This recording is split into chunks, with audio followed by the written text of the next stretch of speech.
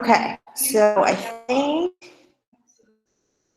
think we're up and running, but I can't tell. So if you see me right now, and you think I'm a crazy person, I apologize. So I'm trying to.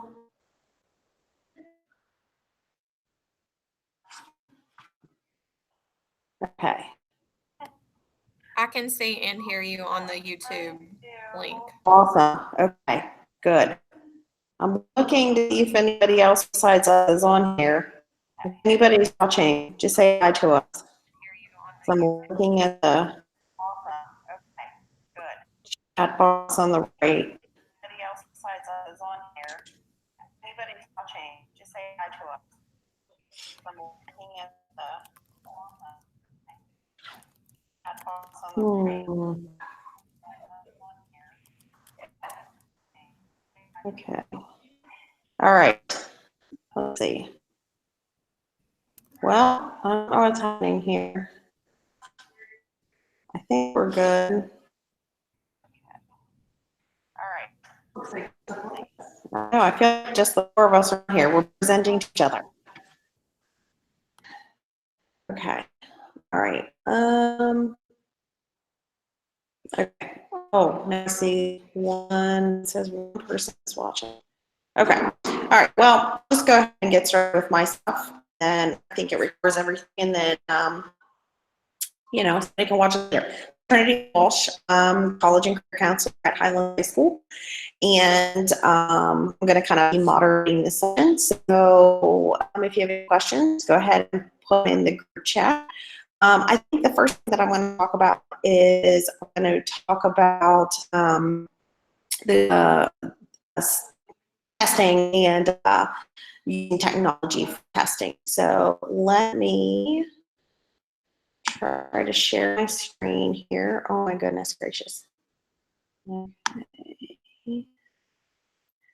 And let me make sure everybody can see what I'm seeing here. Okay. That's not what I want. This is what I want. Okay. Do you see that on your? You see nothing. Okay. I don't think it's working. Okay. Let's try this again. Caitlin, can anybody see my screen? Kendilynn, can you see my screen? I can see it, but it's like I can see bits and pieces, if that makes any sense. So do you see? Okay, I can like see my slideshow there. You can see your presentation now. You can't. Okay. Okay.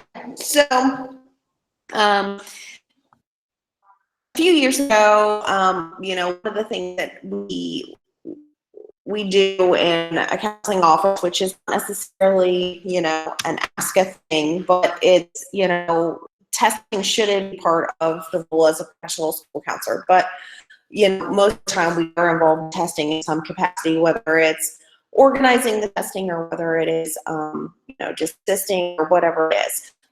For me, as part of my job, I'm also our building assessment coordinator.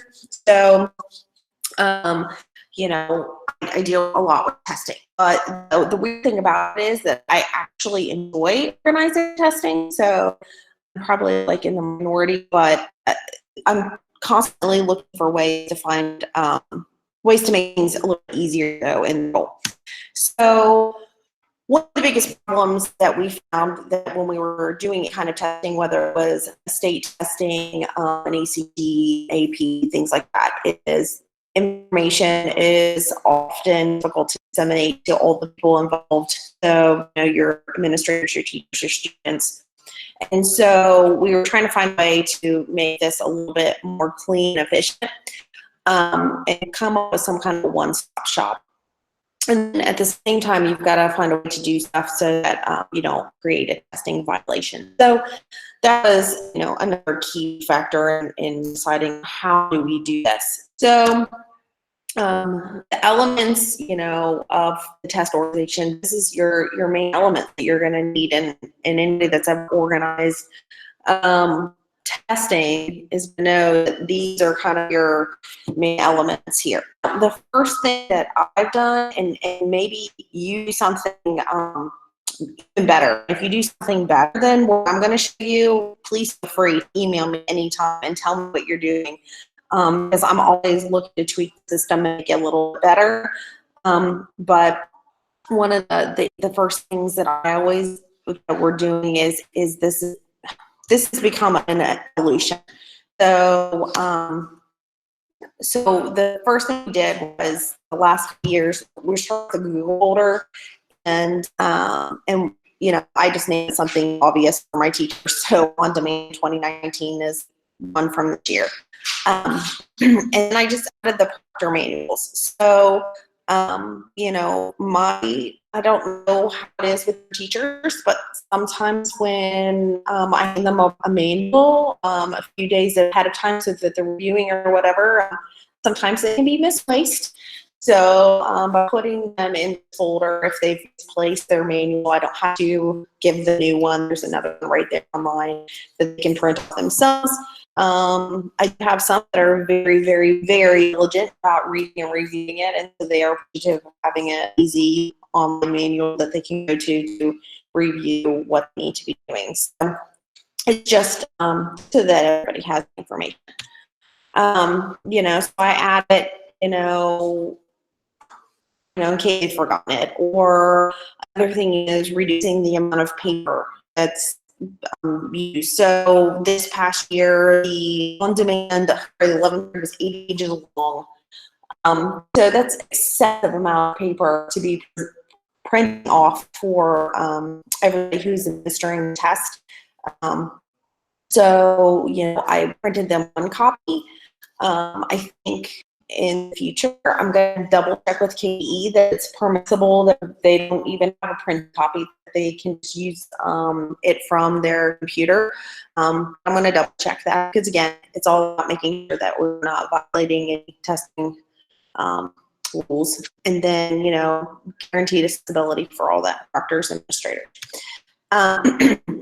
Now, this part of creating my rosters, I do this in Excel, and I don't actually do it in a Google Sheet. I know that I can do it in a Google Sheet, but I do it because it's just easy. I've done it for so long that I can do it pretty quickly.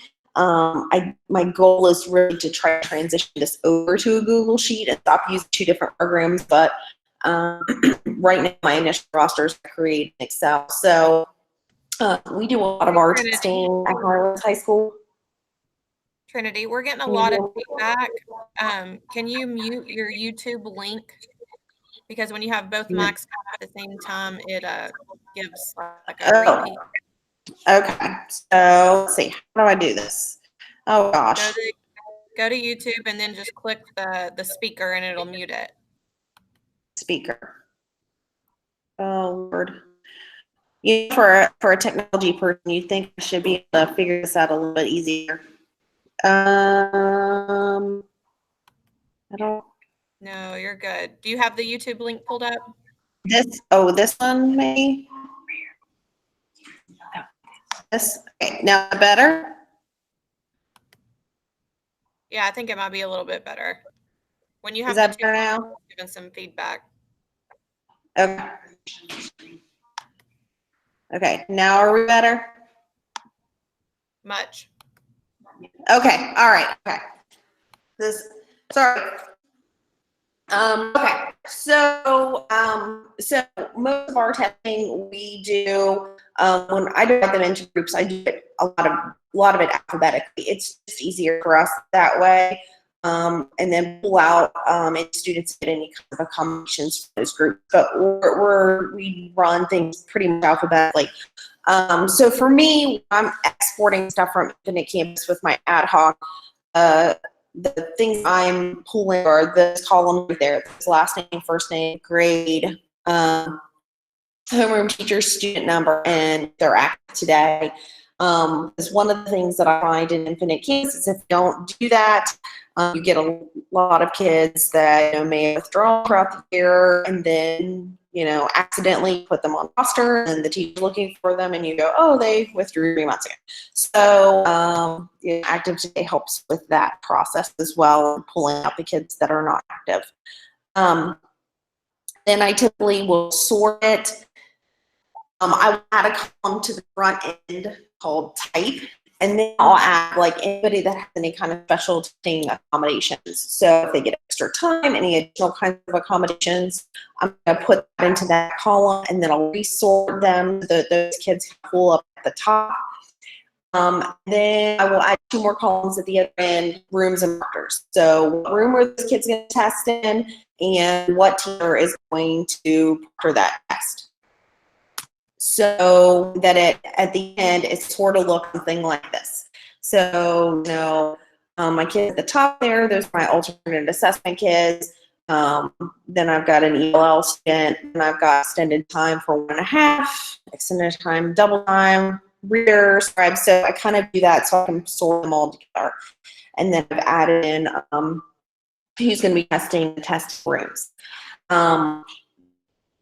This is extremely helpful when I get to my next step, which is when I create my passes for my students. Again, I have worked at a ton of schools in Kentucky, so I have seen a lot of different processes where or how other schools do it. This is what works for us pretty easily.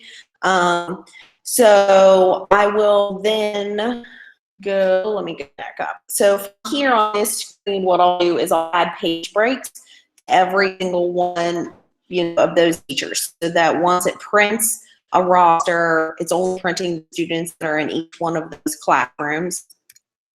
And then I'll add some headers so that I end up with a finished roster that looks something like this. These rosters are also very acceptable for KDE because I put the information, everything that they need on it. So at the high school, what the test was, the date of it. I always have teachers sign off at the top of it because I also have them mark on there just as a keeper who was absent and things like that.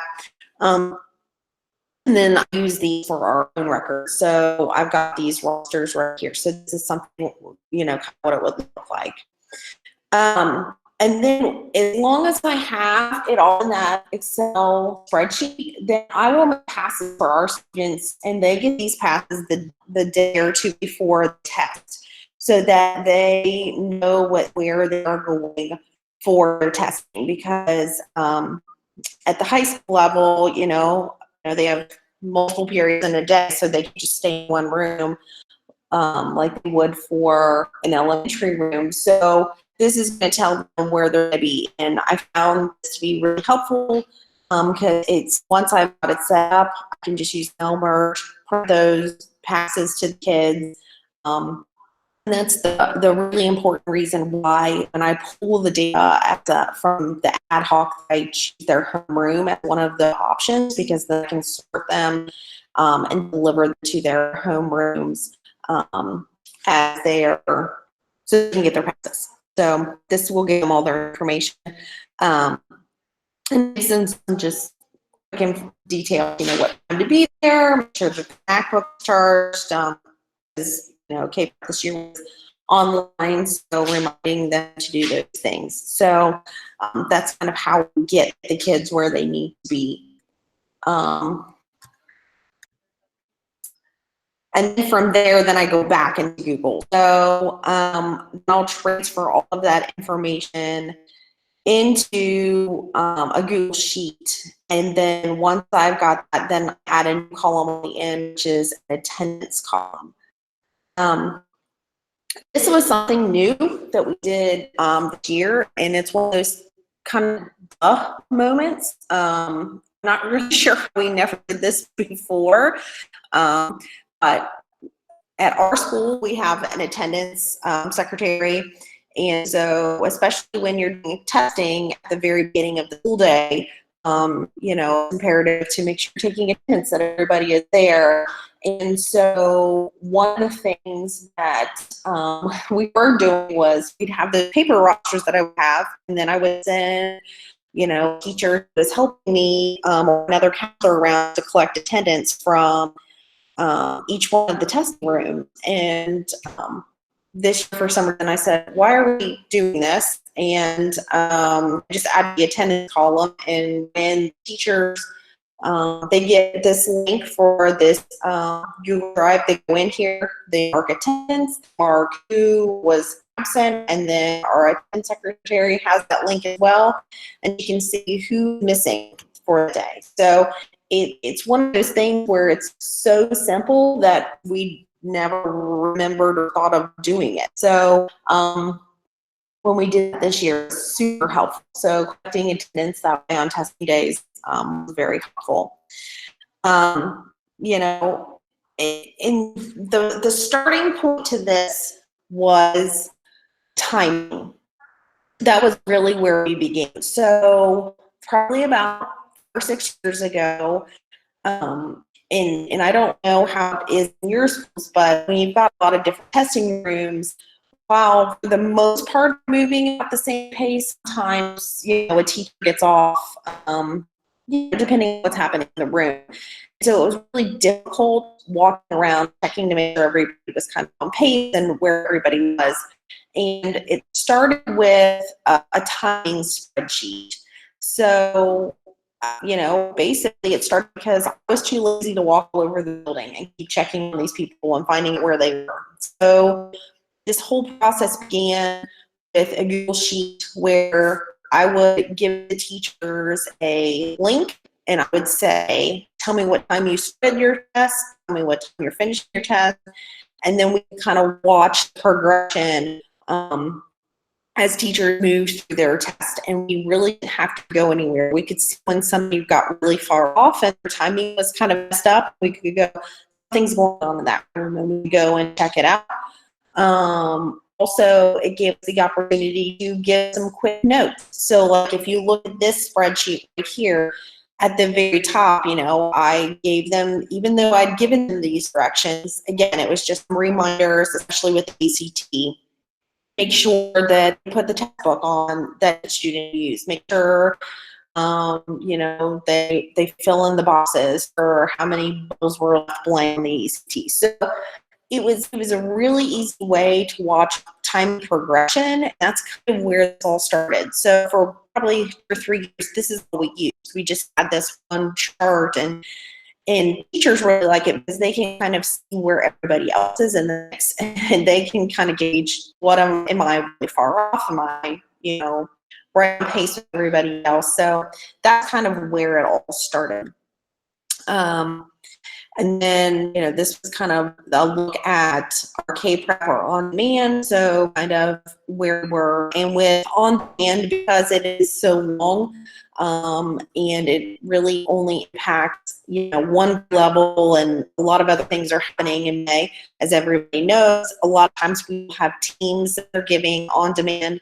So, so I set this one up as a team of people went in, put start and stop times in, and so it kind of rearranged like that. So it's really just organization.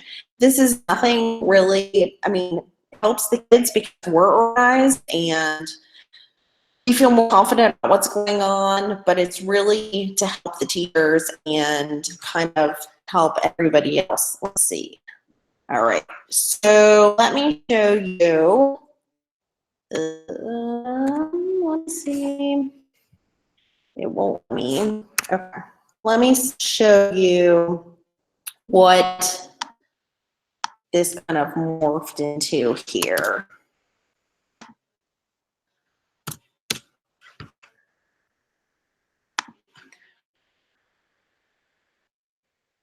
So the other thing is I use for our teachers, what's happening with them and where they're being displaced. Again, for the students that are not testing, we want to try to keep them, in the classroom as much as possible, continue the learning.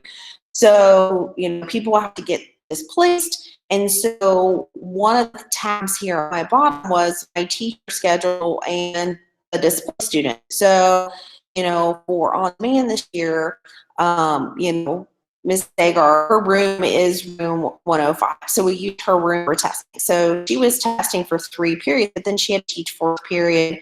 So I bumped her to room 106, which is actually Mrs. Klaskin's room. They kind of flip-flop. My teachers really like this because they can see very clearly what I'm doing every single period. And then at the bottom, I also list all my displaced students, and who's going to cover those students, because maybe they're kids that are in a primarily 11th grade class, but they're not in 11th grade for some reason. And so, they're going to be displaced. So where are they going to go while the rest of the class is testing and their teacher is giving the test? So I got all that information there. So people who are covering know, as well as who are covering and where that goes. So it really is just a one-stop shop for everything. Again, here's that roster and attendance, and they can mark in there if your student is absent, and then the timing chart. So this is like our one-stop shop spreadsheet. So that's kind of what that looked like this past year. I'm not really sure. I'm sure it probably will grow as we go through the years, but right now it's kind of what it looks like. Then let's see. All right. If anybody has any questions about that, or if they have better ideas for me, definitely all years. I know that I kind of went through that pretty quickly. And it certainly takes a lot longer than I explained to organize it all. But once we started using this method of organizing things a little bit easier, I think it was very helpful for all of our teachers, our administration. They see what the timing looked like for everything, and they knew when we were going to be able to go to class and things like that. So it was really helpful. Okay, so the other thing is now this is very student-centered. So this is virtual reality college tours. And so this year, as the college and career counselor, one of the things that I want to do with our students is find ways to allow them access to things that they possibly don't always have access to, and engage them in some different ways. So one of them was this virtual reality college tour, and toward the end of the year, I started these lunch and learns. So I plan to extend these next year with some different ideas, but it's just an opportunity for students to learn a new college or career concept, and basically I beg them with lunch to come to see what's going on, and it's stuff that maybe we can't get into a classroom and teach them about, but it's valuable information. This was a way to get to them. I'm really lucky that I have an entire classroom that's dedicated to the College and Career Center. So it's my space, so I can use that space to kind of do what I need to do. But this very easily, you would be able to do this in a library, or maybe teacher space that's in planned period during your lunch period or something like that. So I think if you don't have your own dedicated space, you could only do something like this. Why did I choose the VR college tours? And it's really because we had access to VR devices. I wanted to give access to students to preview a school before they made a real visit, so they kind of had an idea of what they wanted to look for once they got there. Even our students visit schools that might be too far away from them, and it really was a low-stakes kind of fun thing for them to do. So I thought it was pretty easy for them to come in, and they didn't feel any pressure. So our librarian media specialist, Mr. J, he put for a grant, purchase the VR devices, So he and I collaborated on this art because he was looking for ways to use devices within our building as well. So this gave us an opportunity to both, kind of learn a little bit more with the students and teach them at the same time. So there's kind of a picture of our devices and lunch, but I provide them pizzas. Pizza's pretty easy, and I can order it and it feeds a lot. So then these are some pictures of the students using it. We did it 2 times in the spring. Kids really seem to enjoy it. They really like being able to use the VR devices. I think moving forward, if you see the pictures there of them on VR devices, they're handheld units, but they also have plugins for audio, and a lot of the tours have audio that you can hear. And either there would be too many of the sounds going on at once, the kids couldn't hear it, or they would be quiet and they couldn't hear it. So I think what I'm planning on doing is I'm looking to purchasing either some reusable headphones that I can hook into that, or I even found some very cheap earbuds that if you come to Lunch and Learn, you get earbuds, you get to keep them. And I'm hoping that possibly that might be something that we either can purchase or I can put in for a grant for with our foundation to fund those earbuds. But because I found personally when I did it, if I connected earbuds into the VR device and listened, it was a little bit more impactful. And it felt very much like I was on college campus versus looking at it, hearing the person next to me talk. So I think that's moving forward what I'm going to do. We use the Google Expeditions. That's the VR devices we have. And then we use the online site evisit.com because they have a lot of already pre-built virtual reality college tours.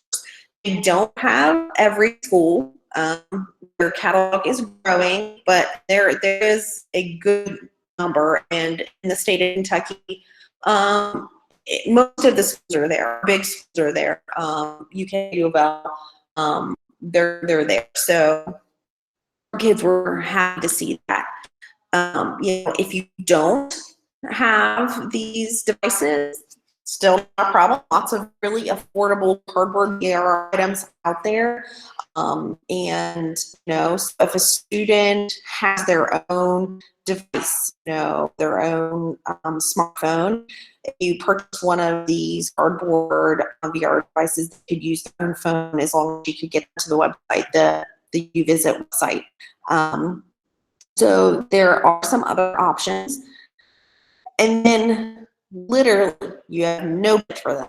Totally still not a problem because there's still a lot of websites out there that you can do virtual tours that, just on the computer. So eKids Tour is a great one. I really like that one. I point that out to kids a lot to do that. And then the UVisit site itself, you can do that on a computer as well. You don't need VR devices. You can look at it, just from your computer. So VR is nice because I think it's kind of fun to be within the campus, but you can still do a college tour without it. Now, you can see this is kind of how it numbered. So the first one we did, we focused on Kentucky and Ohio colleges. We had 11 students come in. And then the second one, some of the kids during the first one wanted to look at the Ivy Leagues, mostly I think because they're just intrigued by it, plus a lot of them are too far away for them to do a normal college visit. So they kind of asked for that. So that's why I gave them Ivy Leagues. During the second one, we had 9 kids come in. Again, it was the first year. We never did Lunch and Learns before. I think some of the kids were kind of trying to figure out what that even meant. So next year, definitely going to be publicizing it a lot more, trying to get kids interested in coming, and we'll do some other topics as well besides the virtual reality college tours. So kind of what's next for me is, increase the attendance for these tours. You know, and I'm also interested in talking to some of my college reps and integrating with them. So, you know, I have a really good working relationship with our college reps. And so, you know, I'm hoping that my UK person, when they come in, I can have a device set up with UK. And after they've kind of given their spiel about what's happening at UK, letting the kids do kind of a VR tour and ask him questions about different places on the campus as they see it. So he doesn't know that yet, but I'm going to be asking him to do that. So, but I'm sure my guy Clay is going to be great. And so that's something to do because I like to bring everybody in together. And then I'm not 100% sure how to do this, but I know we have people in our building who have worked on some of this stuff with our students, and this, you know, possibly having our students create some VR tours as they go on college visits, create tours and different campuses, and let us know what they think about things. So, you know, we're so close to NKU that I'm really hoping that maybe they will partner with me at least for our first one and kind of go from there and see what that looks like. So that's something that I'm hoping to do in the future as well. You know, so that's kind of where we went with that. So if you have any questions about college and career virtual tour, I'm happy to answer them. Feel free to email me, you can tweet at me, whatever works for you is fine. And then, oh, it's 9:34. I did pretty good. I had 1 minute left. So, okay, and let's see. I don't know. Let's see who is up next. I think Damien is up next, if I'm correct. Let me open this back up here. Oh my goodness gracious! Stop sharing my screen. Okay. All right. So it's back to me. Okay. All right. I think Damien is next, and he's going to talk about the ILP. All right. Hello. Hello. How are you? Good. How you doing? Good job. Thanks, Dan.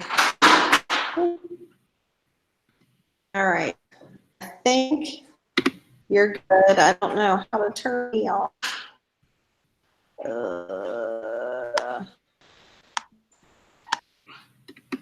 All right. Let me know if you guys can see. I'm going to share my screen.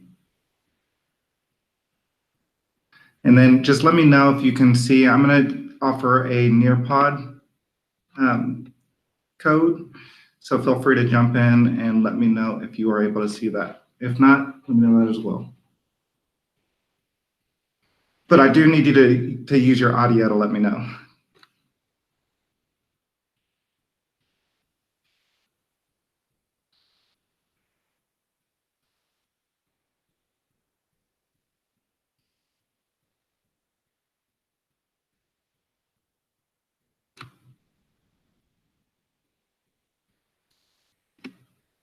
All right.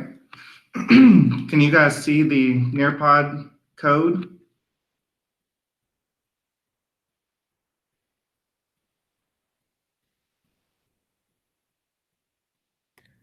We can see the code. I'm just asking them if they, did you say that you have it in Google Slides as well? You can do it in Google Slides also. Would you prefer that? I just asked that in the chat box. Yeah, they just said yes, they prefer. Google Slides? Yeah. Okay. All right. Let me know when you're ready to go.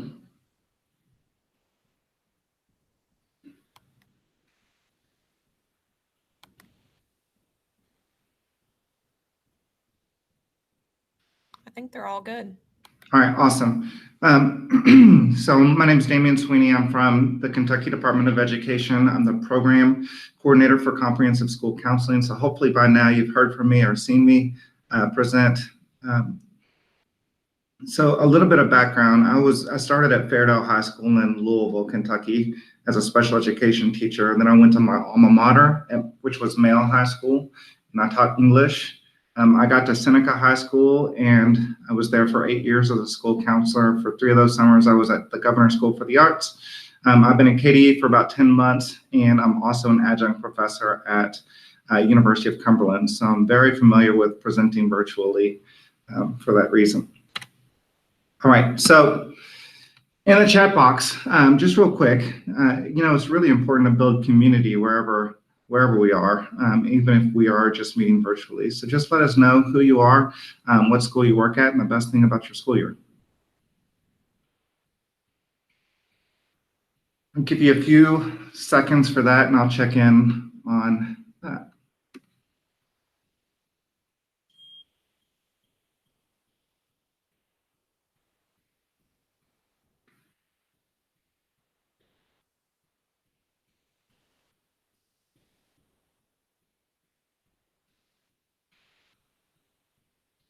Okay, so again, you're just letting us know who you are, where you're working, best thing about your school year.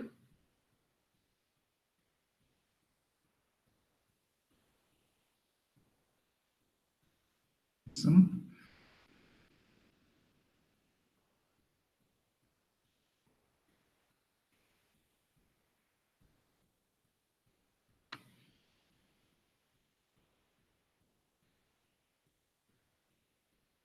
Ooh, congratulations, Rachel. Okay, cool, PBL. We've got some exciting stuff to tell you about PBL. And Nick, it pertains to middle school, so that's really exciting. Elementary, we're going to talk about elementary today, so that's awesome. Okay, all right, so welcome, and thanks for joining us today.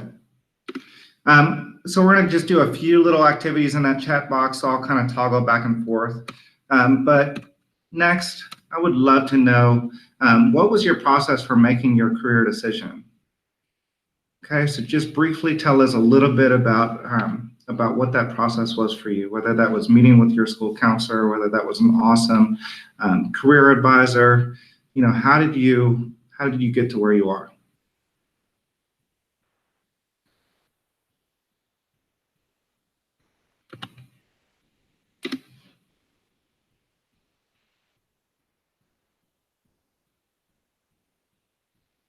All right, I saw you, Carla.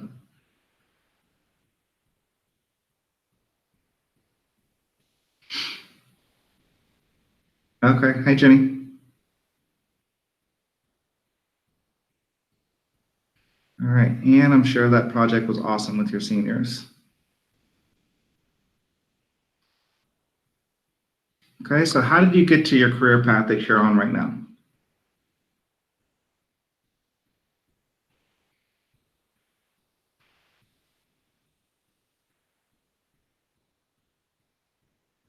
Oh my gosh, 712 students only met her counselor once. Interesting. Okay. Well, hopefully with this new Senate Bill 1, that will change.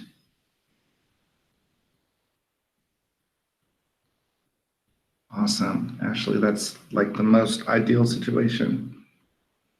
All right, so let's take about 30 more seconds and then we'll move forward. Sweet. Nick, that's awesome. All right, hopefully we can all say, have our students say that one day. All right, cool, Clarissa.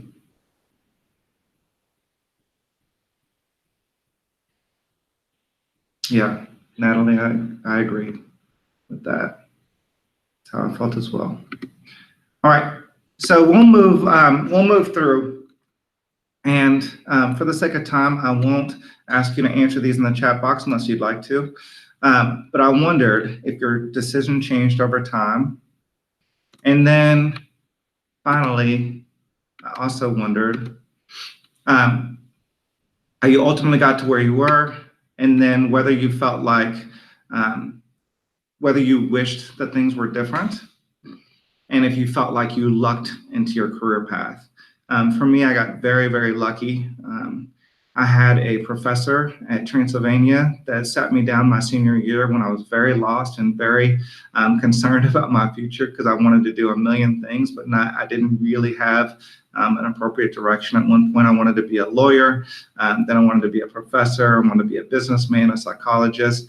Ultimately, my senior year of college, my professor sat me down and said that he had spoken to other professors in my major, and they all thought that I should get into education and really look at the way that things were being done and see what I could change, see what I could impact.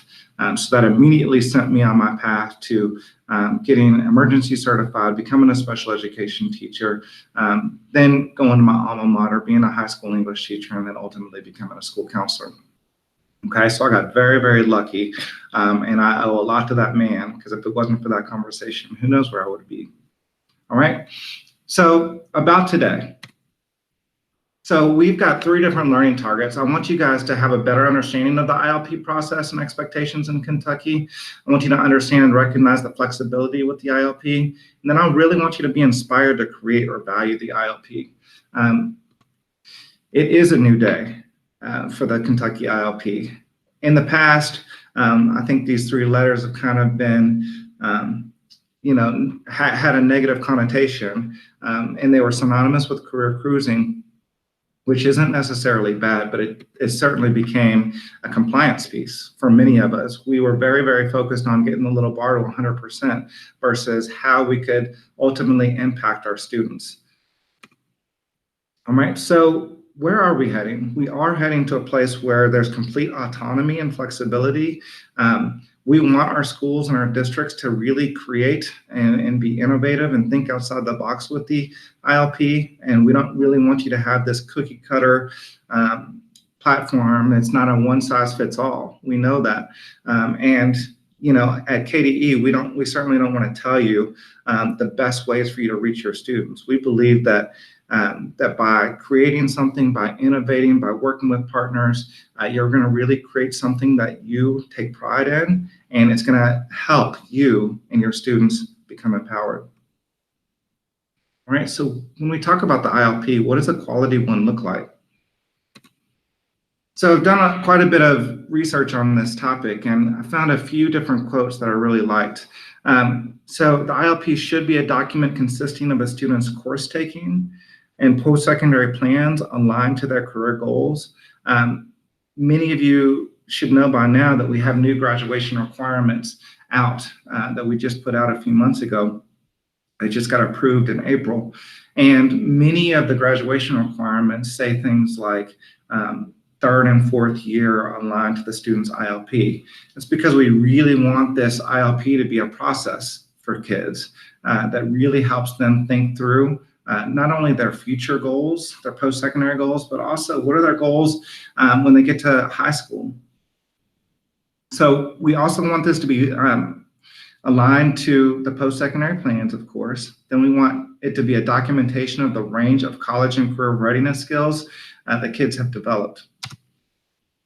It's also a process that enhances a student's understanding. Okay, so we want them to really understand much more about who they are as human beings and where they're going. We want them to see relevance in school courses as well as out-of-school learning opportunities. So we want them to start thinking about how they can get involved in extracurricular activities or volunteer activities that will help them ultimately grow. And then we want this to provide students access to career development opportunities that incorporate self-exploration, which is huge. I'll talk quite a bit about that today, career exploration, and then career planning and management activities. So I spoke a little bit earlier, and it was it was awesome when you guys spoke in the chat box. When you guys were typing in the chat box, I heard somebody say that their favorite thing from this year was PBL, and then I also heard somebody say, I think Nick said he was a middle school counselor. We're going to really focus on middle school ILP this year at the department and focus on how we can get our middle schools connected with our high schools in terms of career and technical education. It would be very, very easy to put everybody on that platform that we spoke about earlier, but instead we really want kids to start thinking about, age-appropriate tasks that are going to be engaging to them. So at the middle school level, we're really thinking about project-based learning and how kids can partner with different people in their communities or different industries and create these projects and have these fairs that will have high school kids coming in to watch the fairs, watch them present, have their families come in as they present, and really show off what they've learned about post-secondary options that are really aligned to what they're thinking at that age. Okay, so middle school is going to be a really, really big focus for us. We had the pleasure of talking to Fayette County a few weeks ago here at the department, and they're doing some really cool things with their middle school ILP as well. So be thinking about that and reach out if you want to have any questions on that. All right, when we talk about the ILP, really, we should be talking about using a web-based career information system, develop staff PD opportunities that will get them on your bus. We're going to talk a lot about getting people on your bus, providing evidence-based resources, and then this should not just be you as a school counselor, right? So gone are the days where you're trying to develop everything, you're trying to develop the advisory periods, you're trying to develop the lessons and send them out to your whole school. This should really be a team effort. You can lead this team, but you certainly shouldn't be the sole person on that team. All right. So when I think about school counselors, I think about you as leaders. You are all leaders. Many of you are instructional leaders in your schools. You're doing the walkthroughs. You're helping your teachers. You're facilitating conversations about different students and how they can grow and reach their potential. You are a leader in that school. So as a leader and leading this effort, you need to really define your why. You know, you can take part in this ILP process and really make it cool and again, engaging for your staff and your kids. So to decide what your why is, and then identify a PLC that's going to be able to help you move this work forward, make the process simple. Right. So when you're in staff PDs and you're leading those PDs with your team, you certainly want to make sure that everything that you're telling them that you want to do with this ILP feels and seems doable and feasible. You don't want it to feel overwhelming or just like another thing. So you really want to make sure that everything is simple, but that you have a good team that's going to be able to drive that work and drive that momentum throughout the entire school. So if you value the ILP, so will they. So will your school staff, and so will your students. All right. But what I've seen is when people are like, okay, well, we've got to do this. You know, the state says we've got to do this, or our district says we've got to do this, or the principal says we've got to do this. That's when kids are like, well, I'm just going to, you know, quickly answer questions and not really think twice about it. But if you really truly value this and see this as something that can help you as a school counselor, then again, your staff and your students will value it as well. So empower folks, knowing that a culture that buys in makes it really hard for fundamentalists to dissent. And what do I mean by fundamentalists? You have to know your folks. And many of us, as school counselors, we're really, really perceptive about the people that we work with and, who's on our bus and who might not be, okay? So really work to identify who your believers are, who your tweeners are, who your survivors are, and then who your fundamentalists are. We worked with, when I was a school counselor at Seneca, we worked with this consultant, Anthony Muhammad, who wrote this book. He actually spoke about our school in this book as well. And he defines these terms, and I'll show you his definition of them now.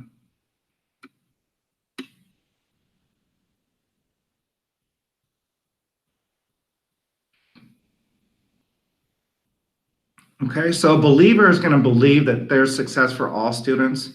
This is going to be us as school counselors. Very intrinsically motivated, flexible with students academically and behaviorally. We're mission driven and have a connection to the school or the community. Willing to confront negative talk and attitudes towards children, but only under extreme circumstances.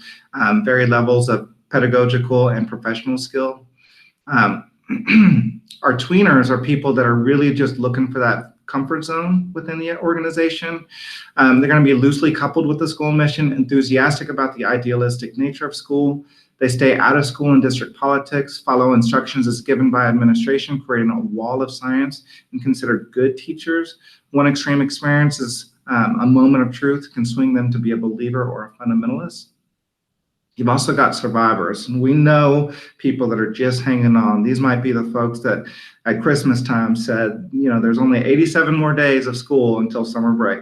For survivors, there's that overwhelming nature of the job or life has caused clinical depression or burnout, which is actually now a clinical term. No political or organizational aspirations. They create some contracts with students to broker a ceasefire agreement. We've all seen that. If you sit here quietly, then I'll let you do X, Y, and Z. Little to no professional practice is evident. All members of the organization agree that they do not belong in the profession, and removal and treatment is the only possible remedy. Okay, and then our fundamentalists are just trying to maintain the status quo.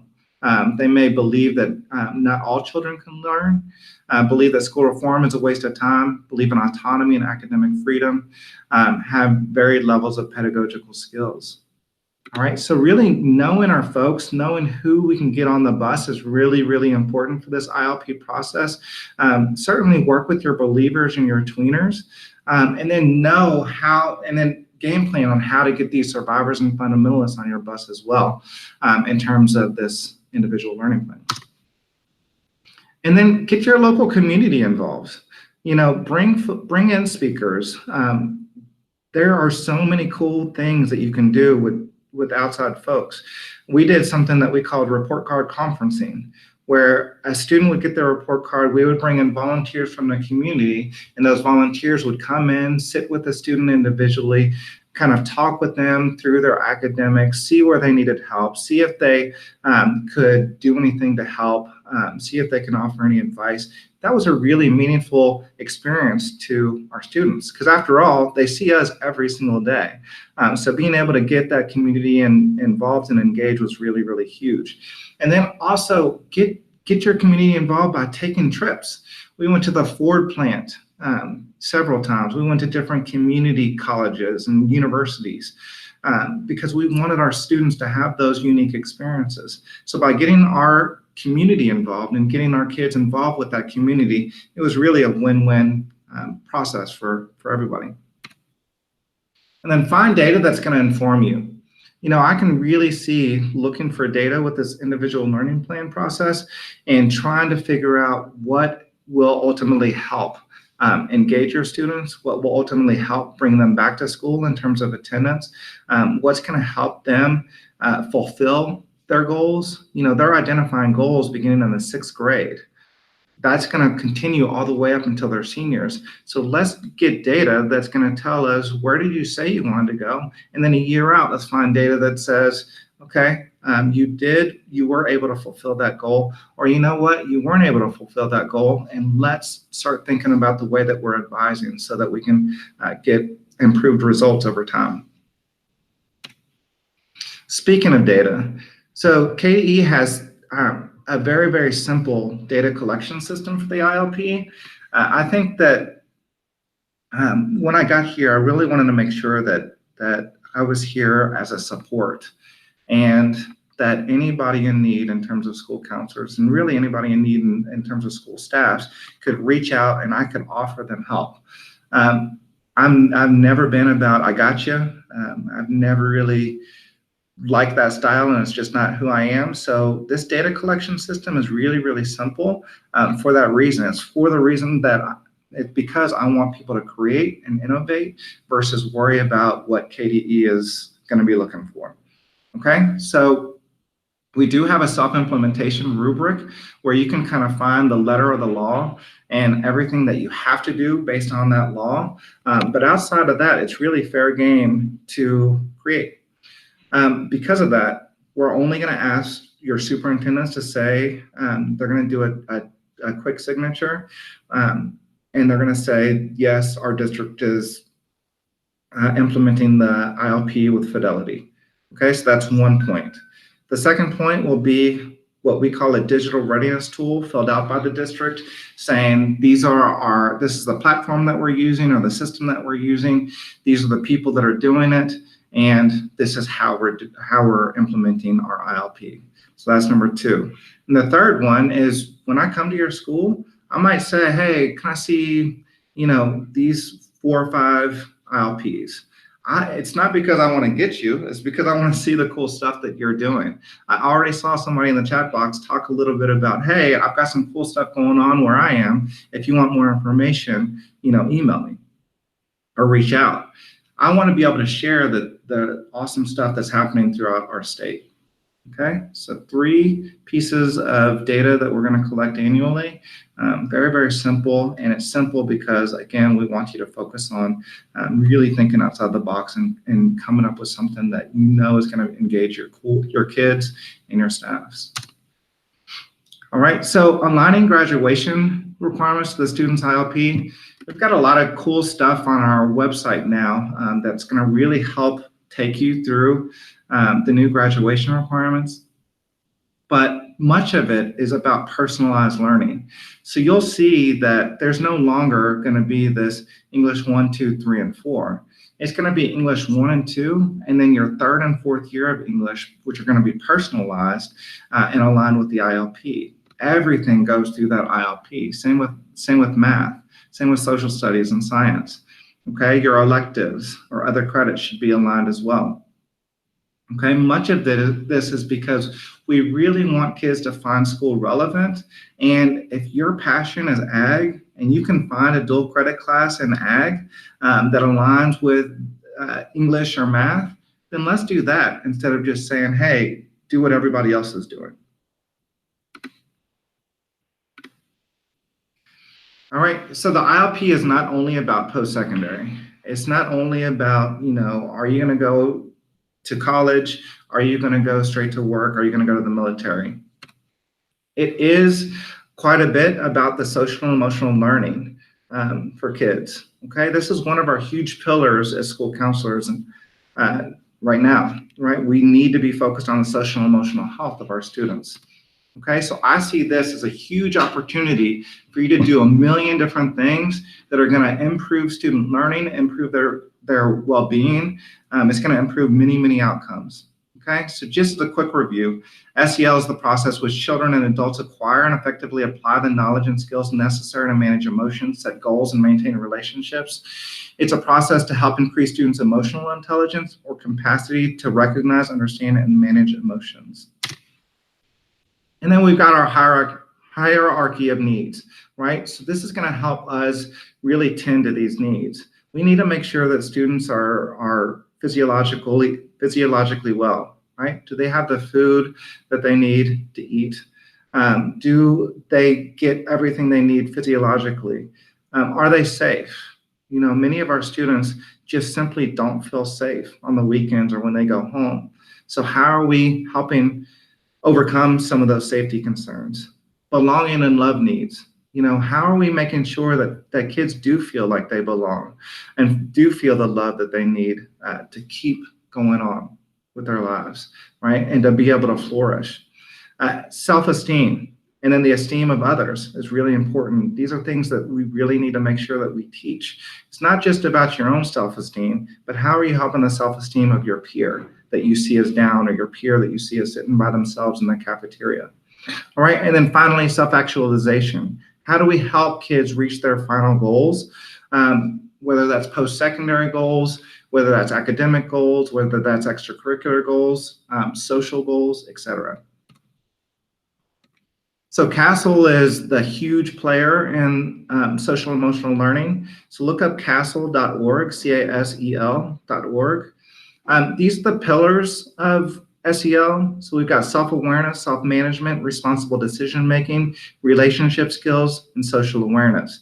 I'm going to show you something here in just a second that shows you how we are really trying to work with multiple states and multiple stakeholders to identify different social emotional learning skills that should be learned at every single grade level. Okay, and we're going to show you how to weave this into the individual learning plan. All right, Just real quick, it is very possible to weave SEL into every academic content in every single lesson. It can benefit all kids, and there is not just one way to do SEL. All right, many times when we're thinking about just, you know, a new task or a new focus, we get overwhelmed because we've got so many different hats to wear as school counselors. Don't think of SEL as that. SEL, social emotional learning, is something that all kids need. It's honestly something that we all need, right? So think about this as a way to truly help the health of your school. I'm very, very concerned about the amount of suicides in Kentucky. I believe that social and emotional learning can really help that. All right. Not only can it help that, it's going to help your achievement gap. It's going to improve your attendance issues. It's going to help decrease violence. It's going to increase mental health in your schools. It's going to decrease dropout. And it's going to decrease discipline issues. And then remember this, you know, from your trauma-informed practices training, remember that many of the negative behaviors that we see are based on things that we can't see with kids. Right? So they're based on different histories of trauma that different students have had to overcome, right? So when we see these behaviors, many times we're not sure how to proceed, how to act.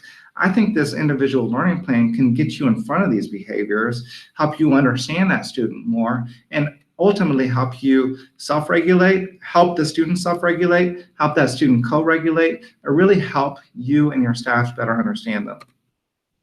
All right.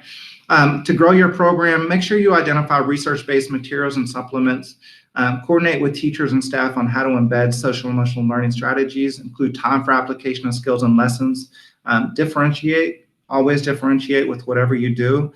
That's why at the beginning I asked if you would prefer Nearpod or Google Slides. I want there always to be a choice as well. Move beyond the limits of the classroom. So don't just think inside that classroom box. Really think about this outside of the box. Share your vision and impact, and then find ways to incorporate SEL in the ILP process consistently. All right, so thinking about linking SEL back to the ILP, there is a Google Classroom that you can go to. It's got many, many lessons on it. These lessons certainly don't serve as anything, anybody saying that you have to do anything. These lessons are here to really inspire you. I want you to start thinking about the individual learning plan, again, as much more than that post-secondary only tool, right? I want you to start thinking about acceptance and how can we offer lessons about accepting others that are different from us. I want you to start thinking about finances. I want you to watch different music videos and start thinking about the choices that you make, the healthy choices that you make. You know, all of this is really, really important, again, to this process that we call the ILP, right? It's not just one thing anymore. It's much more, and it can be used for many things that can ultimately help you better understand your students.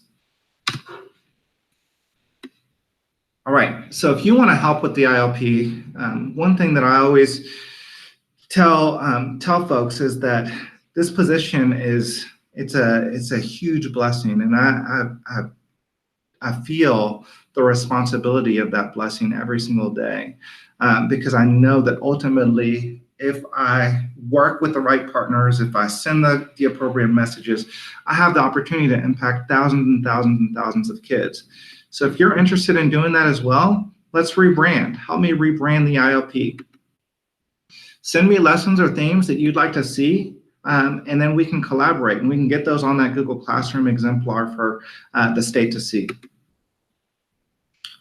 This is the checklist. We're going to call it something different, but this is a checklist that we've been working on with Arizona. And this one is for grades 5 to 8. So yes, we are looking at incorporating this at the elementary level as well. And we'll have different tasks that we offer. This is just a guidance document. You don't have to do it, but just different things that we can help you, that can help you get started. Okay, so we'll offer that.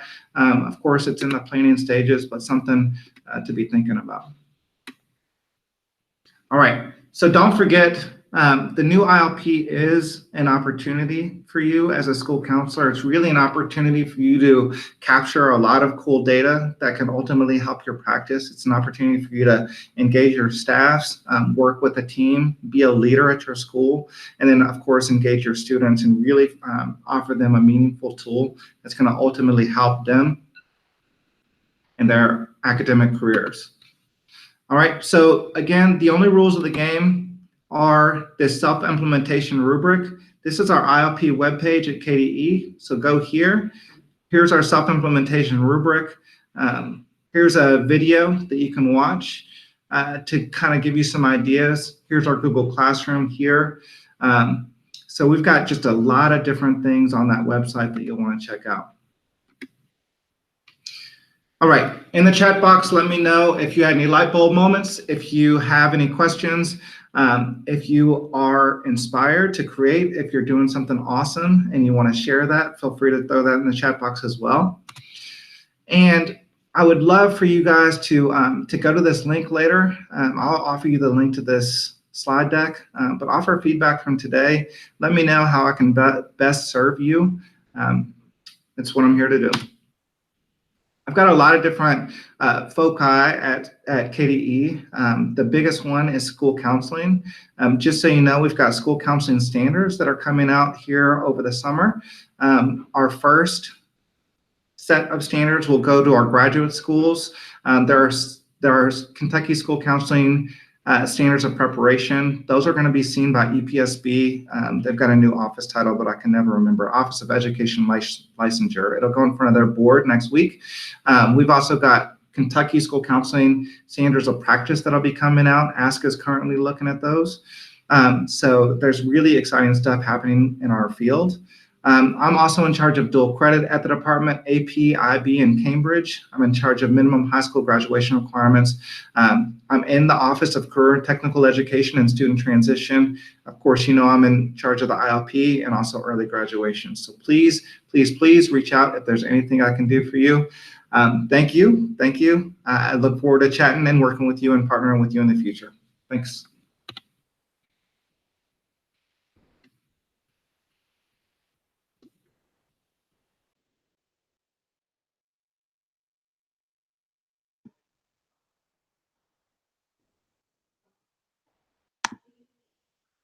All right, thank you, Damien, for presenting for us. So our next presenter is Erica Thomas, and she, like me, works at Highlands High School. So she is going to be presenting. So I'm going to switch over to Erica right now. Yep.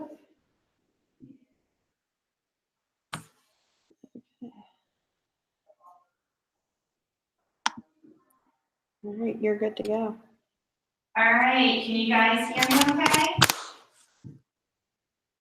Talk. Can you guys hear me? We can hear you, but you sound a little far Good away. morning, guys. Is Trinity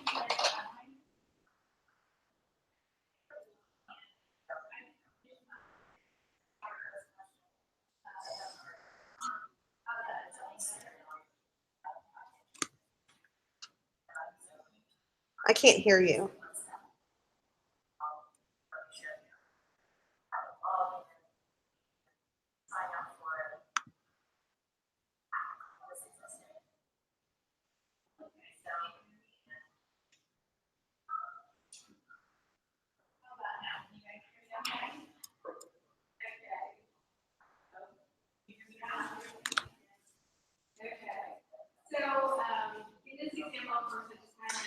No. Are you muted?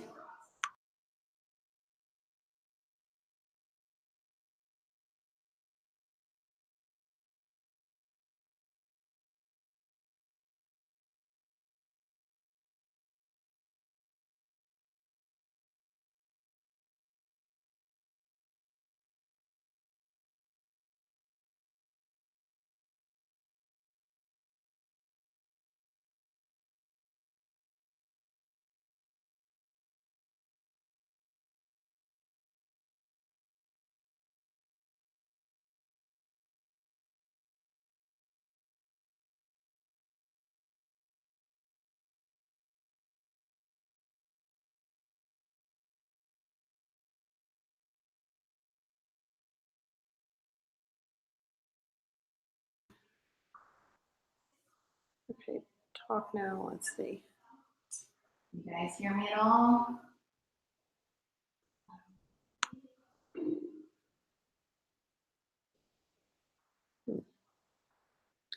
Okay, well, I think I can hear through your computer. So maybe I need to mute mine and do it through yours. All right.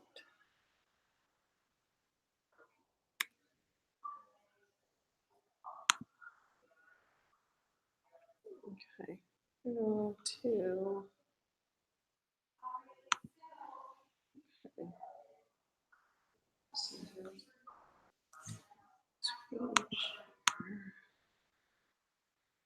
Cameraman.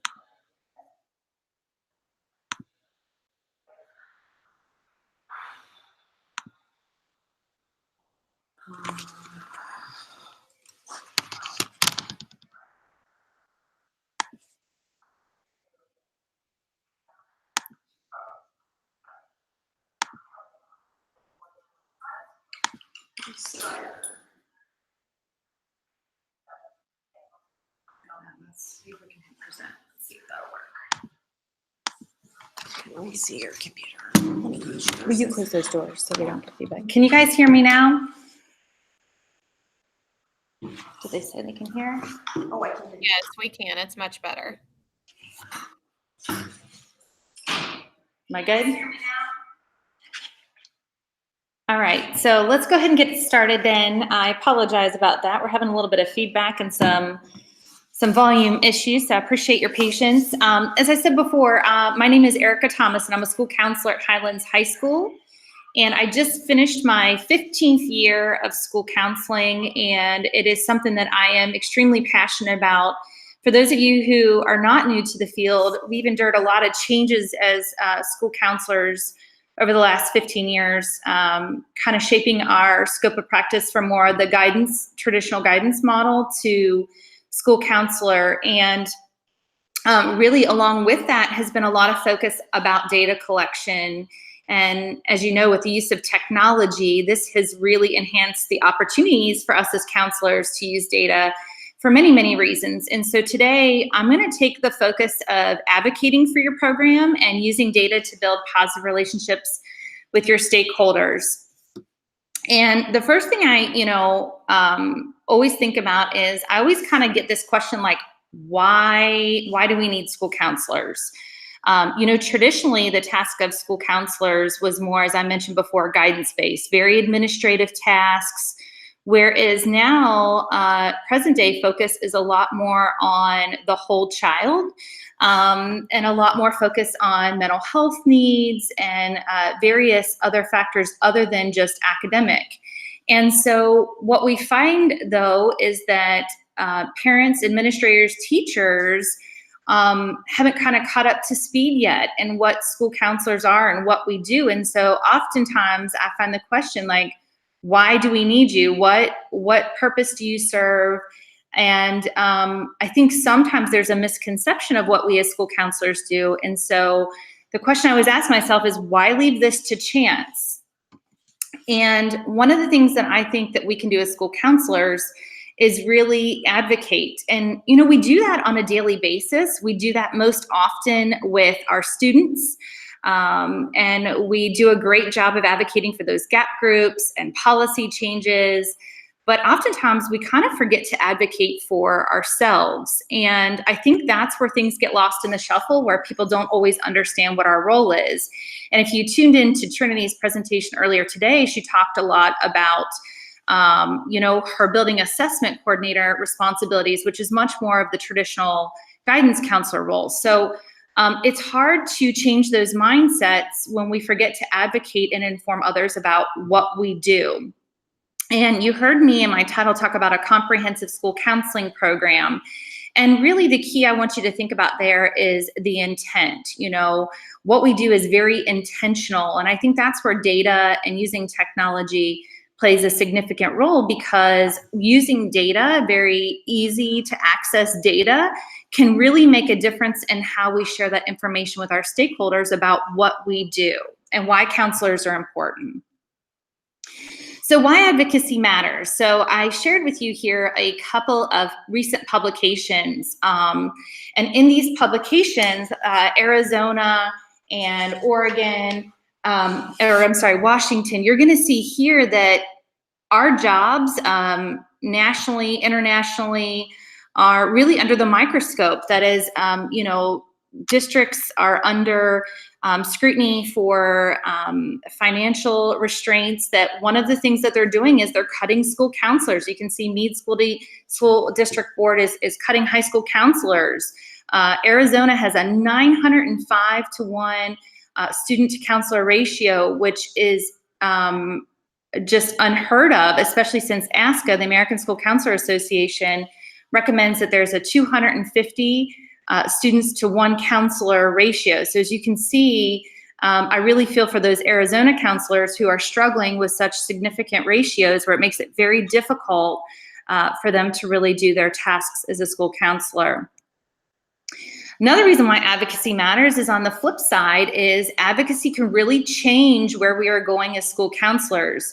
So you can see in these examples that I've shared, again, in some recent publications, through advocacy, states like Arkansas and Virginia are really finding that what we as school counselors are doing is important, and they're seeing the value in safety, and they're seeing the value of really addressing the whole child. And so when we don't advocate, like you see in some of those other states, we need to have a voice. And when you have a voice, you can see results like this really make a difference.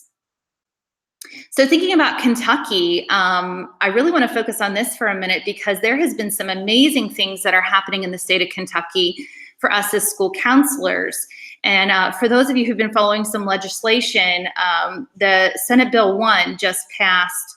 And what is so incredible about this is that, of course, this bill is really focused on things like safety and resiliency in children, but they're really focusing on providing a school counselor in each school with the goal of following the ASCA ratio of 250 to 1.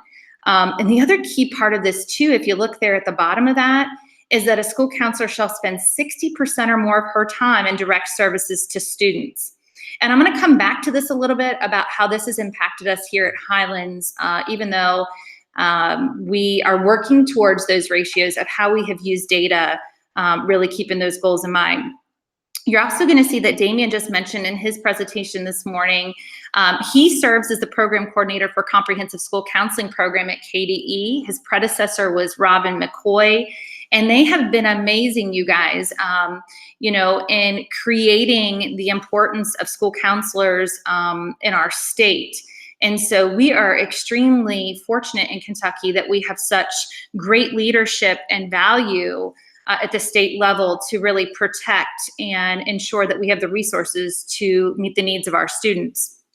You also see that he mentioned that there is an advisory council. I've been very fortunate that I am a member of the Comprehensive School Counseling Advisory Committee that's been working with both Robin, Damien, and us, also other fellow counselors in our state. And I don't think that everyone realizes that they are creating standards and a model of practice for us as school counselors in Kentucky. And this is huge because this ensures that we are moving forward in professional practice, but also doing amazing things for our students. So I kind of go back to, I know that sometimes as counselors, we do a better job of advocating for our students, but it really advocating for what we do is also an important part of the process.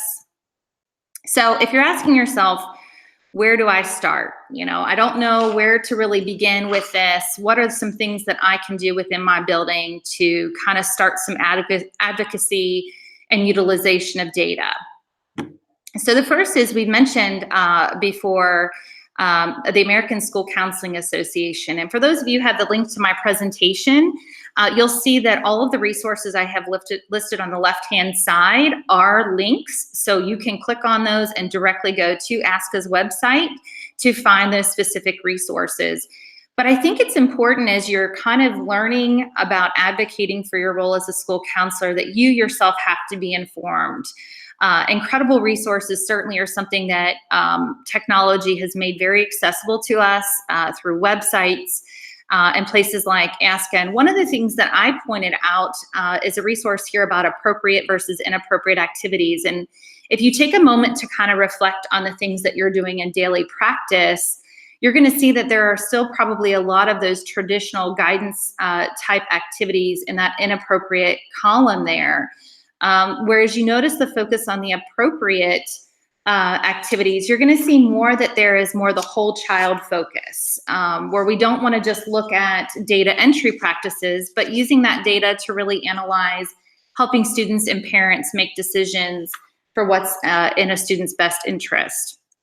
So I really encourage you, if you're not familiar with ASCA or the American School Counseling Association, I really encourage you to get on those websites, check out some of these resources, and see if those really help you with feeling more comfortable and advocating for the purpose of your role in your building. So one of the things that I also suggest that I think is really great that is going to use some of those data resources I'm going to talk about here in a couple minutes is creating an advisory council. So prior to coming to Highlands 4 years ago, I was in a previous district in a building where we were the third public school in the state of Kentucky to receive ASCA's RAMP certification. And a key part of that was starting an advisory council. And it's actually pretty simple. If you think about it as counselors, we have a pretty good handle on the population we serve. We feel like we have a good idea of the differences that we are making, and certainly we are working tirelessly every day to meet the needs of our students. But what we sort of forget is outside of ourselves or maybe our administrator in our building, others may not really know what type of impact we make. They know we're important, but when they hear numbers or they see the fruits of the labor, it makes it much more of them wanting to have a hand in advising and advocating for your role. So advocacy can mean just really communicating to your stakeholders. And by having an advisory council, it really takes the burden off of you as the counselor to have to be the sole person to be advocating about all the great things you're doing. And so what I have here is kind of a list of some suggestions of some stakeholders. So when I was at my previous school, we had a parent representative, we had a student at each grade level, we had 2 teachers, we had our building principal, we had a community partner, so we had a best partner with a local business that had come in and served as our community member. Don't forget too, if you have some great relationships, maybe you have a central office counterpart who oversees the counselors in your district, or maybe a board of education member who you'd like to invite. Don't forget about them because they play an important part in funding and advocating for things within your district. We also had a school resource officer, and then also your family and youth resource centers. There's a lot of things in overlap in our schools that working with those individuals, it's really important to bring them in so you really have a really truly collaborative effort. But every building is different. The high school I'm in right now, we do not have a youth resource center. So if you don't, that wouldn't be applicable to if I created an advisory council at Highlands High School. So take a moment to kind of think about your building and who your stakeholders are. It's really important that you choose the members of your council that really does truly represent your building. So why an advisory council? I mentioned this in my previous slide. It reduces that burden of you having to do all of the advocating. And the other part is I think it helps you create more positive relationships with stakeholders. And that kind of goes back to my first question of why do we have school counselors? I think that it helps them to really see and support and find value in what you're doing. And then I also think too, just, word of mouth, I say the telephone game, when you're sharing data and information with an advisory council, they are also sharing that with others in conversation and email or publication. And it really helps get that information out about all the great things we're doing as school counselors. The other part too that I love about an advisory council is it's not very labor intensive. You just basically set up a meeting in the fall and you set up a meeting in the spring. And it's really, the meeting is about 45 minutes to maybe an hour, depending upon what kind of information you and your council would like to discuss. But this is a key part. If you do think that, you are interested in learning more about RAMP certification through ASCA, you will need to be doing an advisory council. And so part of the advisory council is you set up an agenda about the goals and tasks that you as a counselor or your department is working towards that school year. So maybe you want to reduce, the number of tardies in your school by 50%. Whatever it may be, whatever data you're going to be collecting, you can start small with those goals and really just use that advisory council as a chance to share that data and share the ways that you're working towards those goals. But that is going to be a requirement for RAMP. So if that's something you're thinking about, certainly that's a great first step to start sharing that data. The other thing too is I think that having an advisory council helps us feel more comfortable with data. I know that not everybody is always comfortable with it, but I'm hoping I'm going to share a tool with you today that will help you see how easy it really is to pull very everyday data that can really make a big difference. This is also a key part of a comprehensive school counseling program. Collecting data and making data-informed decisions really helps with credibility in our role and gives us concrete things to share with our stakeholders. So data and advocacy and action. So I'm going to share a specific example with you about Highlands here. So as I mentioned earlier, this is my 4th year at Highlands. And 2 years ago, we had a new superintendent. And when she came in, the first thing she did was she started asking questions about what we needed, if there was additional supports, additional personnel that we needed to really be more efficient. And through her first year of conversation, she really shared with us that she was very open to seeing the importance of adding a 4th counselor. So we went from 3 counselors to 4 counselors. And the way that we were previously kind of divided as far as our responsibilities were, I was the freshman transitions counselor, and then Trinity, if you heard her earlier today, her and another counselor, Laura, they split 10th through 12th grade, they split that alphabetically.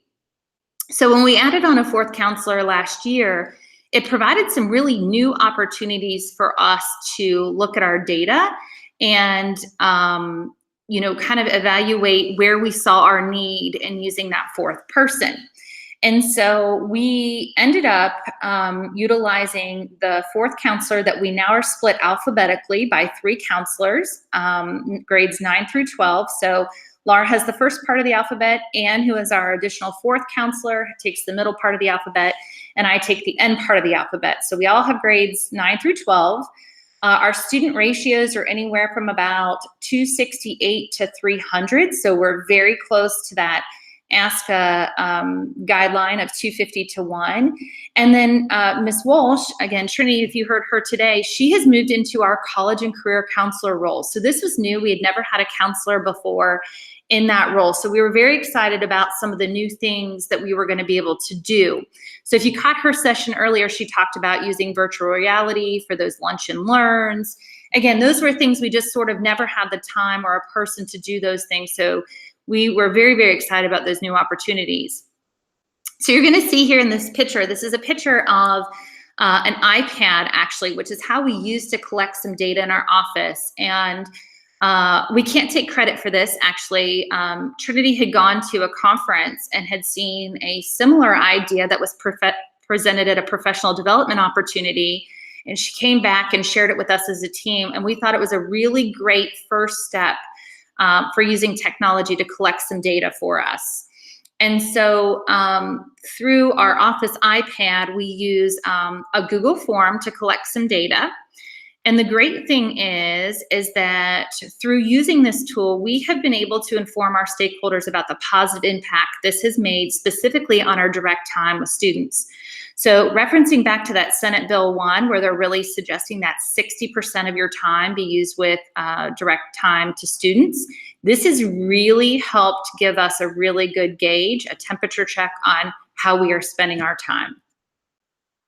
So what does this look like and what do you need? If you decide that this is something that you would like to use, we house this right inside the office suite door. So as soon as our students, our parents, our teachers, guests, whether that's a college rep, anytime anyone comes into the office, our iPad is on a stand just like this, and they use the Google form and they sign in. So this helps us track the number of students we're seeing per day, per week, per month, per year.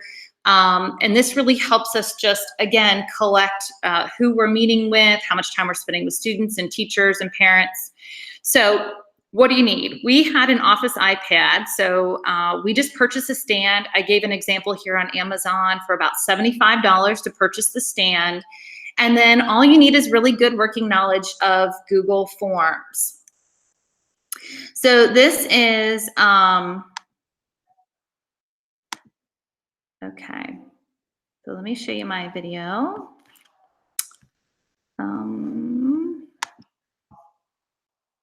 Oops, hold on here.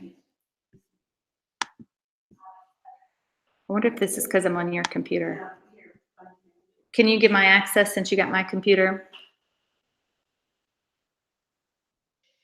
Sorry, Trinity and I had to switch computers here so that you guys could hear me today. So I've got a video about what this looks like so that I can kind of walk you through. So while she is giving me access to this video, are we able to do that? I think that's right. Okay, perfect. So let me tell you before I click this what we're going to walk through. So on this video, it's going to ask for the person's name, their last name, their first name, their grade level. It's going to indicate if they don't have a grade level, if they are a parent, a teacher, a college rep, who they are. And then it's going to ask the purpose of why they're in the office. So if they're here to see a counselor about a personal social issue, an academic issue, questions about a scholarship, attendance, whatever it might be. So let's go ahead and play this so you guys can see what this looks like.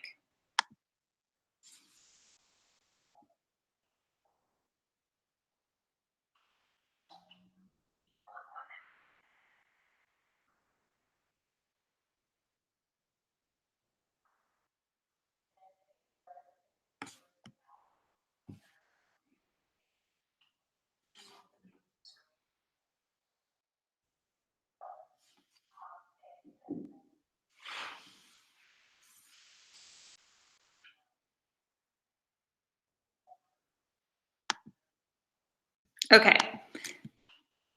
So the great thing about that video is you could see it takes you less than 15 seconds for a student to just put their information in. What happens is then we can pull that data. You're going to see here on the right-hand side is that it basically collects it into a Google Sheets form, which is very similar to Excel. And these are some snapshots of some data from 2018 to the year 2016, 2017. And so the great thing is in real time, I have access to pull up on a daily basis. I can see how many students we've met with, what the reason is, what grade they're in, what counselor. And if you look at 16, 17 versus 2018, you can see we've tweaked things a little bit. In 16, 17, we weren't indicating which counselor was seeing which kid. We were just mostly wanting to see the reason for the visit. But now I can see and collect data that how many students I personally am directly serving. So it has been really amazing to have just access on a daily basis, a weekly basis, however often I want to get in here, I can see how often I'm meeting with our students and spending direct time. The other part too is you can sort this data any way that you want. So if I just want to sort by counselor, if I want to sort by grade level, if I want to sort by reason, it's very, very easy. You just click on the data tab there and click sort, and then you can choose whichever way. So it's really easy to manipulate the data into whatever purpose that you need. So back in January, we were asked to present to our Board of Education about how we as a department have effectively utilized a fourth counselor. And this is where that data I just showed you really came into play. So what you're seeing now, the next 3 slides are exactly taken from the presentation that we shared with our Board of Education.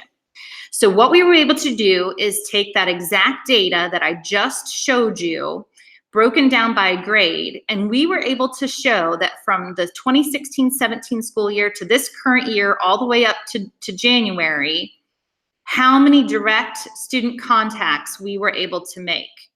And when you look at this, by going from 3 counselors to 4 counselors, we had a 200% increase in direct student contact. Now, we knew as a department that we were serving more students because obviously we had another counselor. But I'm going to be honest, when we first looked at the data and we ran this information, I think we were all surprised that it totally exceeded our expectation. We knew it was going to increase, but we had no idea it was going to increase so much. And I will tell you, it was amazing to be able to share real-time data with our stakeholders, our Board of Ed, about how this impact with an additional counselor has made in direct student contact. And you'll see there, we source it. It's the data collected using our Office sign-in iPad. So this was like super cool. And again, we didn't really recreate anything. This isn't a time laborious a thing. I mean, the kids sign in on the iPad. I go into my Google account. I can click in there and see the real-time data. I just sort it, and I can come up and see this information. Super cool. So then, and this is the second slide that we shared at our Board of Education member meeting. So as I mentioned, Trinity was able to move into College and Career Center. So this was a totally new opportunity for us. She was able to have a new space. She was able to do more direct collaboration with our college reps, more direct service time with students for college and career planning. She did all kinds of amazing things. And these are some of the examples that she was able to share with our stakeholders. Again, these are examples of things that if you do create an advisory council, the slides that I'm showing you are great examples of how you can tier the data into a way that helps them see all the amazing things you're able to do as a school counselor or school counseling department. So one of the other things that we do that we are very fortunate about at Highlands High School is we meet with every single incoming freshman student and their parent for about a 20-minute scheduling appointment. And we've always done this since before I came to Highlands about 4 years ago, so that itself is not new. But what is new is the part of the comprehensive school counseling program is that things are intentional. So one of the things that we did that was very, very intentional is now that all of our incoming freshmen had an assigned counselor, one of our 3 counselors, basically every kid has 2 because they also have the college and career counselor. Everyone was able to meet directly with their students' assigned counselor. So prior to this year, I mentioned I was just the only 9th grade counselor. So I was very fortunate that Trinity and Laura would help me with those, 275 appointments, because as you can imagine, that's very, very time intensive. So now with the addition of the 4th counselor and not just one person in that role working with freshmen, those families were meeting face-to-face, and those students were meeting face-to-face with their assigned counselor before they even came into the high school. So about January, February of their 8th grade year, they already knew who their counselor was. They already started having conversations, building a relationship. It was definitely super intentional. The other part that we do during those appointments, besides talking about scheduling and courses that they want to request for the next year, is we actually do a comprehensive and creative 4-year plan. We use a tool called Naviance. So for us, I know Damien talked about the ILP. Naviance is a tool that our district pays for that we use for college and career planning. But before our incoming freshmen even step foot in the high school, they already have a Naviance account where we have created a 4-year plan that can be used to be a working document that students can get into Naviance. It's a web-based tool to get in there and update their plan as their needs change. So we were able to share with the board about how much more efficient we've been with 4 counselors, how we were able to provide more direct service time. But through our incoming scheduling appointments, we also use something called GenBook. And in GenBook, our parents and our students are able to leave us anecdotal data about the customer service that they receive with a counselor. So I shared with you the actual data that we use on our office iPad, but we also have anecdotal data to where our parents and students can leave feedback about the service that they received in working with us. And so this is really cool. You're going to see 2 samples here from GenBook. So out of 52 reviews this year, we got 4.9 out of 5 stars, which I think is pretty amazing. But you're going to see that we were able to share great feedback, attentive and thorough, took their time, made us feel like we were the priority, answered all our questions patiently, never made us feel hurried, had a wonderful appointment with our guidance counselor. She was so knowledgeable and helpful. She showed us the Naviance system and worked on my son's 4-year plan. It was amazing. So as you can see, these are the other data pieces that we were able to share with our Board of Ed. And I will tell you, prior to this meeting, I think everybody knew that there was going to be a positive impact, but when we can share specific examples of feedback and data about our direct time, this really helped with our credibility about how we were using this resource. And I'll be honest with you, as there's all these funding restraints in districts, you always worry about, could you lose a counselor? Could you lose a teacher? When you are able to quickly present data and advocate for your role as a school counselor, I will tell you, we all walked away from that meeting saying, we think that everyone has found value in what we're doing, and we feel secure now that we have the board support, our superintendent support, and we have the community support. We have a lot of community here that attends our Board of Education meetings, and it was great. You could see a lot of head nods and a lot of smiles on how great it was.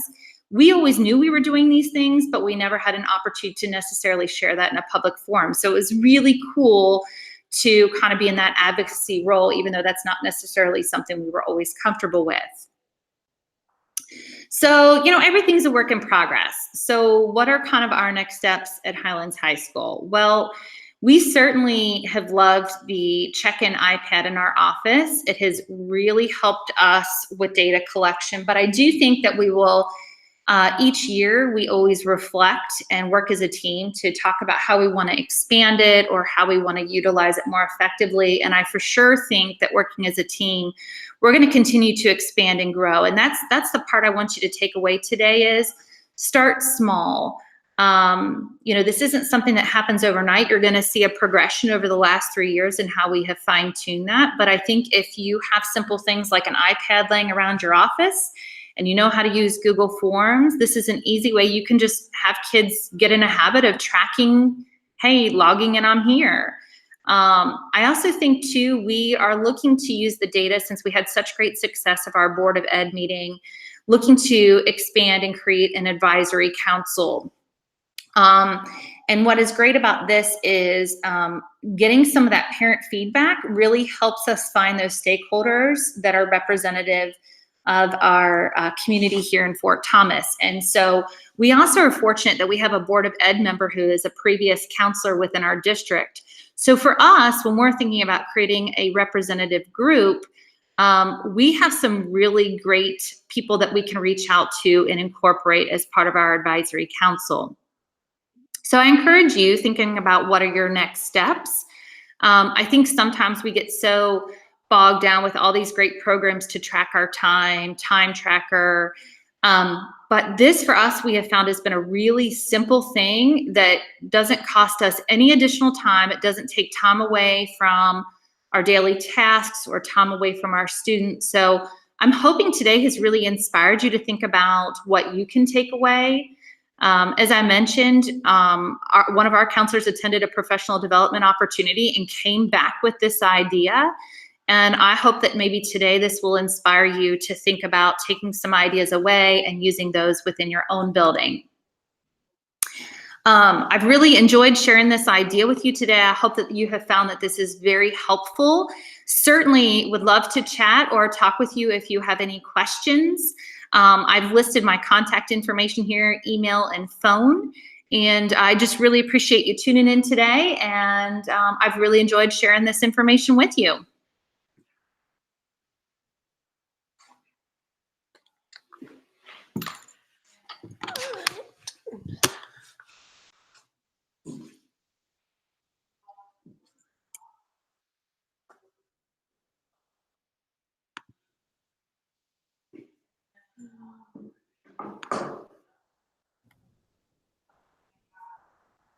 Okay, that was a great job, Erica. Thanks for sharing. I love the idea about the iPad use to check students into the office. That's a great idea. Can everyone hear me? I know I'm trying to go back and forth between the two screens here.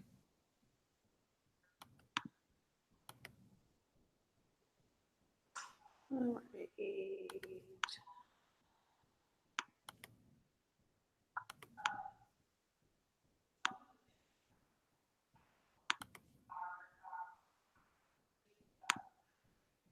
Oh, Okay, I'm attempting to share my screen right now, so please bear with me for just a minute. no. Okay. There we go. Goodness. Okay.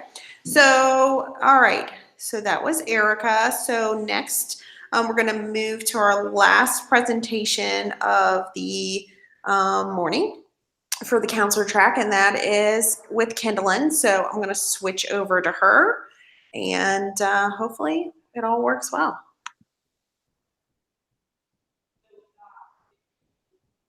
Okay, can you guys hear me? I was already talking away, and I thought.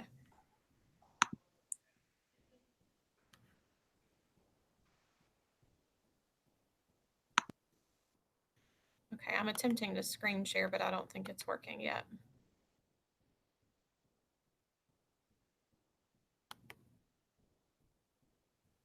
Let me stop and then try again.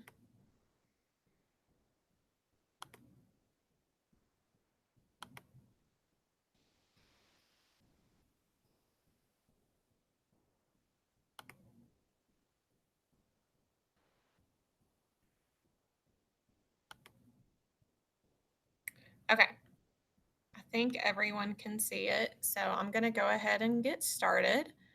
So, okay. So my name is Kendilynn Madden, and I'm a school counselor in the Kenton County School District. And so just a little bit of background about me. Like I said, I'm a school counselor. I'm primarily assigned to grades 7 and 8. I've been a school counselor for 7 years, and I was also a school counselor in the Erlanger-Ellesmere School District for 2 years. I absolutely loved it there, but I've been in Kenton County for 5 years, and I love it here as well. It's a lot of changes when you go from a really small district to a large district, but the main thing is just being able to connect with and help students.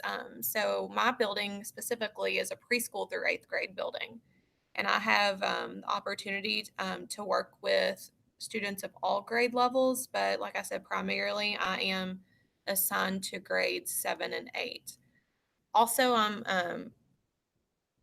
can you guys view my whole screen, or? Oh, I've just got it in the slides. Well, I'm going to click back and forth, so it doesn't matter. So in December, I recently got my licensed professional counseling associate licensure, and really excited about that.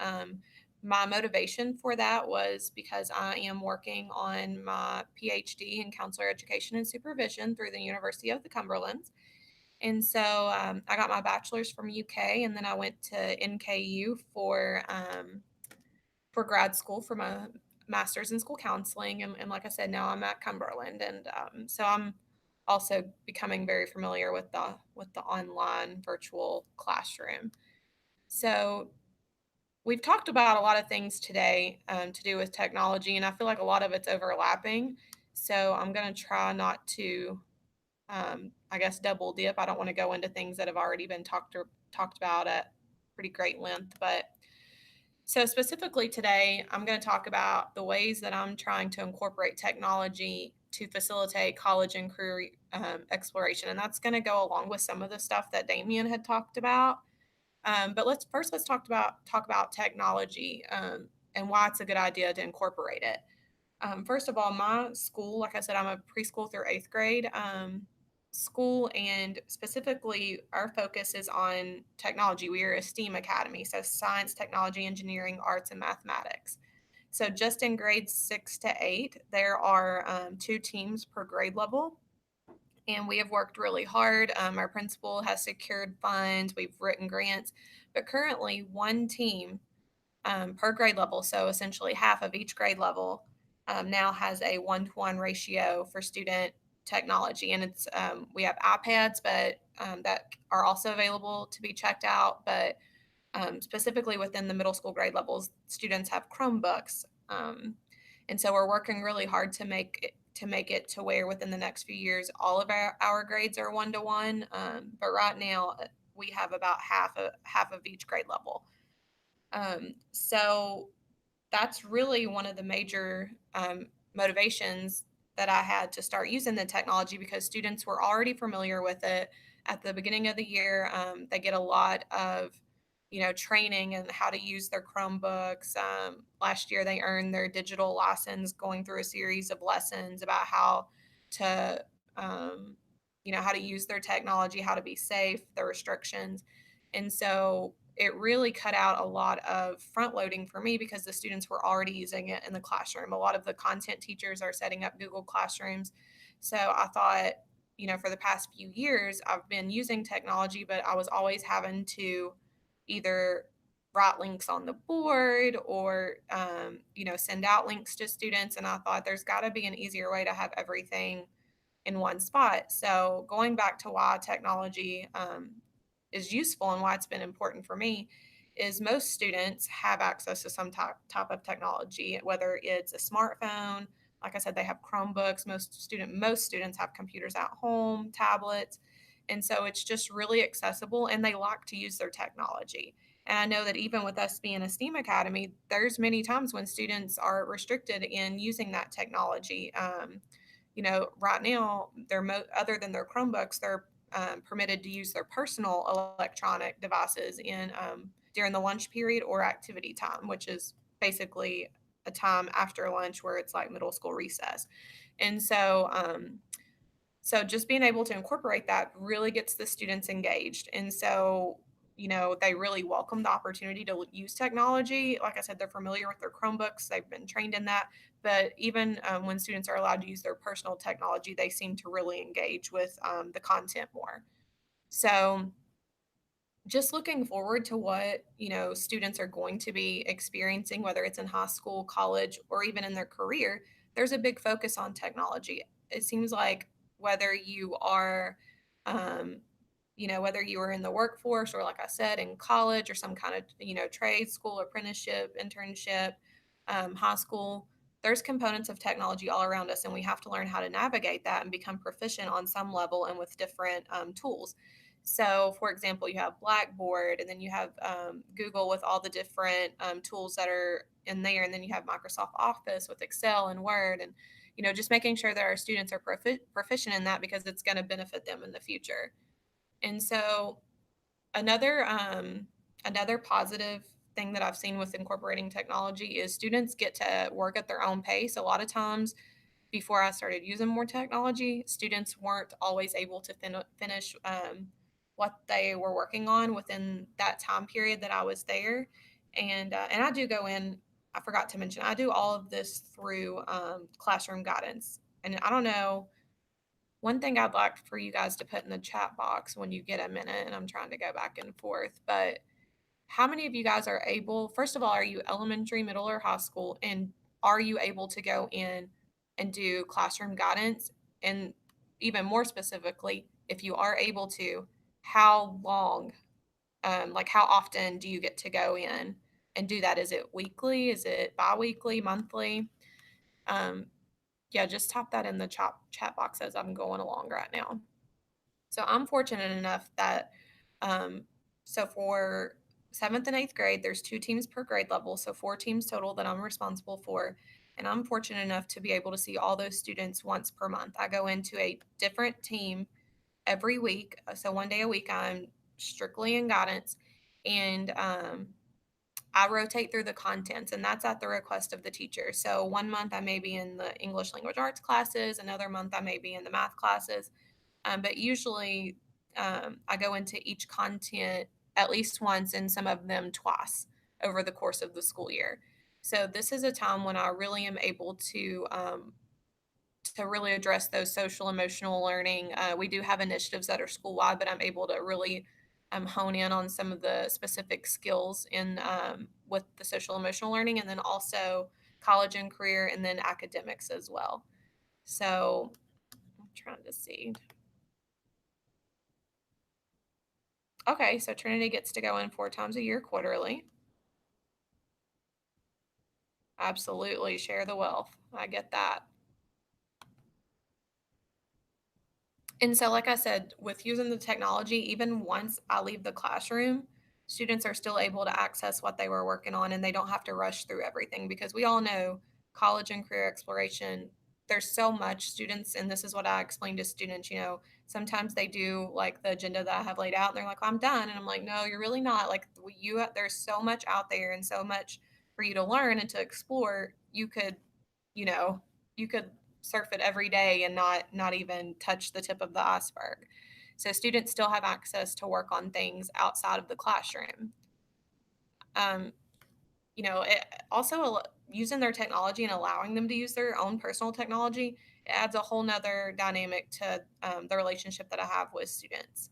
It kind of gives me that cool factor. So, they're able to use their own technology and they get really excited about that. And so that's just a whole nother layer.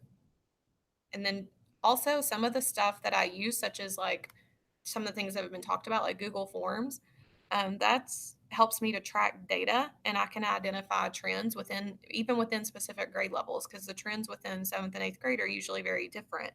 So for 7th grade, I always tend to focus a lot on social emotional learning, because that's an area that grade level really struggles with. And I've seen that trend all 7 years that I've been a 7th and 8th grade counselor. And so in using those trends, I'm able to identify students for individual counseling, for group counseling. It also really drives my classroom guidance and some of the activities that I do. We actually have our 6th, 7th, and 8th grade tiered. So we, just like ASCA lays out, we focus 6th grade on academics very heavily. And then 7th grade is that social emotional learning that we talked about. And then 8th grade, I have a really large college and career focus, because I'm responsible for helping them transition to high school. And something we do in Kenton County is student select pathways going into their freshman year. So towards the end of their 8th grade year, we meet with the high school counselors. I feed into actually all 3 high schools in Kenton County. But, we have to figure out what pathway students are going to be best suited for. And so I kind of front load a lot of that planning over the course of 8th grade. Also, I collaborate with some outside organizations to help with my college and career focus in 8th grade. Specifically, I take students on a junior achievement job shadow field trip every year. The students love it. It's one of their favorite field trips of the year. We also take them on a college visit to UK. And so just being able to help them become familiar with things before they get there. For example, we talk about what's the difference between a bachelor's and an associate's degree, what's a major, what's a minor, how how do credits work in college, how much time are you actually spending in your classroom once you get to college. And so just things like that, so that when they get to their, culminating event, I guess, as you would call it, they have an idea of what's going on and they understand some of the language that they hear. Also, I know Junior Achievement does a reality store as well. And that's something that I haven't taken advantage of. We did do it when I was in the Erlanger-Ellesmere School District, but I know that this is something that they partner with to roll out for our 9th graders in the district. So I don't like to don't want to step on anybody's toes. I know they do a really good job with that in 9th grade, so I just leave that to them. But for those of you who may be interested, you can contact Junior Achievement for the reality store or the job shadow field trip. They do a great job with that. And then also students can, like I said earlier, they can continue to access and explore college and career areas on their own time at home with their family if they choose to. So I use a lot of different digital tools in the past. And like I said, my goal for this year is just figuring out how to streamline everything and making it easier for me to access and easier for me to track student data. So I've decided just with everything that the Google Drive offers, I've chosen to use Google Classroom this upcoming year. And so it's free, it's easy to access. You can either create an account on your own using a Gmail address, or your school district may be a subscriber. So you could also potentially use your work email address. And so there are tutorials you can go through if you're not familiar with the Google Drive. It explains how to use it and the basics, and just explains some of the tools that it offers. In addition to Google tools, you can also upload other documents such as PowerPoint, Word, and Excel, which I also do. I find that very helpful. And then you can create folders to stay organized within the Google Drive, because you start uploading stuff, and then I have found myself to start losing stuff. So when I started creating folders, that was a way for me to stay more organized within the Google Drive. And your files are secure and you're in control of the privacy settings. This is something I really like. If I don't want a document shared and I just have it in there for my purposes, I don't share it with anyone. But then I also have the option to give someone access so that they can view it. Maybe I don't want them to be able to edit it, but just view. Or if it's a working document and it's something I'm collaborating with, maybe the other 2 counselors that I work with, it's something that we can work on together.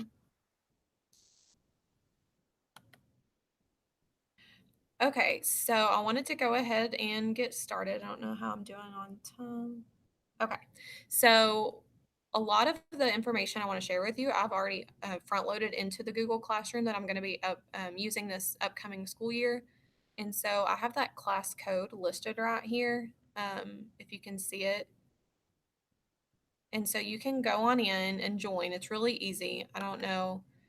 You just go to your Google Drive, sign in using your email, and then when you click the plus sign, you can either join, or if you have the option, you can create a class. So what I've done is I've created a class, but if you guys want to log in, use that code by clicking the join class link.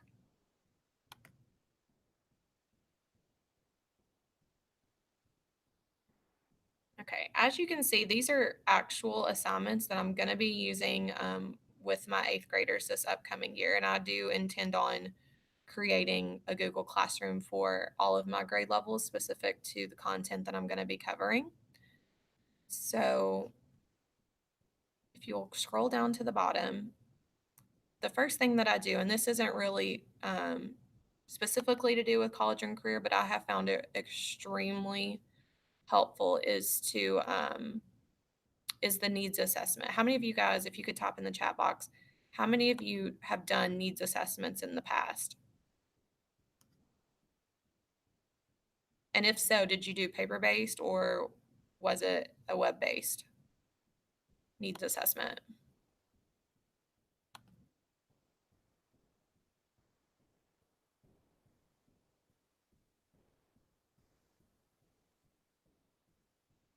Sorry, I'm just catching up on the chat here. I don't want to miss anything.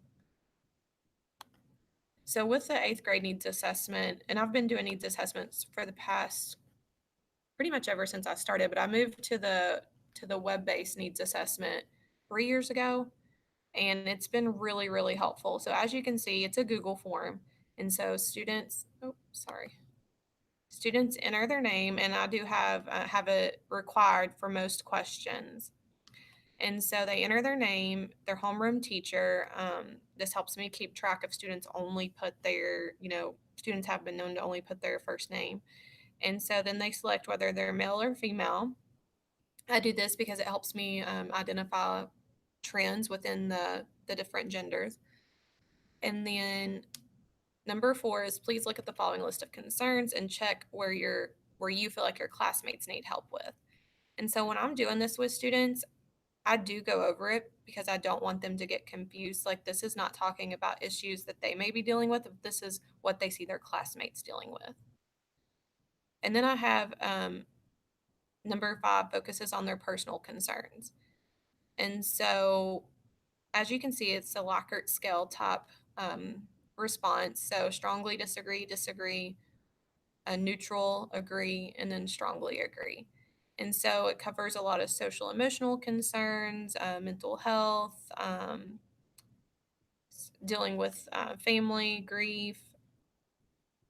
And then I have also their personal needs specific to school. So organization, finding activities that interest them, setting academic goals. And then I'll also have an area where they can just tell me anything. And I'll always tell them it doesn't have to be something, negative. If you, tried out for a select soccer team and made it over the summer, like, I want to know, I want to celebrate with you. And so I always have that as a required question as well. And then also I leave it number 8 open for any concerns. And I tell them this can be specific to, the counseling department, the school, grade level, because I always let them know that this only goes to me. I don't share it with anyone. But if there is anything that is relative to admin or to their teachers, I do let them know, whatever they want me to share in number 8 in that last box. This document is really, really helpful, and I'm sure that a lot of you are familiar. You can, you have the option, which I don't have it logged in right now. This is a one for the upcoming school year. I don't have one pulled up to show you that I've done in the past, but you can export data from these responses. And so, for example, down here on personal concerns, at the beginning of every year, I'll always meet with students that that have checked that they struggle with something that's really concerning to me. So whether it be sad or depressed, self-harm, anger, thoughts, especially, thoughts of suicide, always get to those students as quickly as possible, just to make sure that everything's okay. And, for some that may result in a phone call that we call home together, and we end up setting up school-based therapy. For some students, it may mean that they have the option to participate in one of the groups that I run. Sometimes I have to do suicide assessments based on the results of these needs assessments, but it really is very, very useful. And I don't think I realized how useful it was when I first started using it. But a couple years ago, actually pretty recently, it was just last year, we dealt with a student suicide, and it was in 8th grade. And so, whenever I was meeting with, central office and the admin team, and we were kind of, looking at the data and like how we had supported this student, I was able to go back and show where this student had not shared any concerns. He had rated himself, he had clicked disagree on most of these personal concerns, especially to do with feeling depressed or self-harm or suicide. And so I felt like that was something that was really, really, really useful, being able to go back and show through the data that I had, when there was a really tragic situation. So that's one of the assignments I have laid out for next year for the students. And then also use Google Forms to do guidance pretest, which also gives me another data point to see if what I'm teaching the students throughout the year, at the end, they'll do a post test and then I compare. But, I used to do this in Excel, or I would do paper-based pre-test and post-test, and then I would have to, calculate and transcribe everything myself. So once I got on board with Google and Google Forms, it's been much easier to keep track and being able to show that what I'm doing and what I'm teaching is effective. And then maybe if there's areas that, aren't, I'm able to look at that and tweak what I'm doing. So that's a duplicate question, but I'm working on, like I said, updating this. But this is related to, like I said, there's a heavy focus in college and career in 8th grade. And so most of my pre-tests and post-tests will focus on that.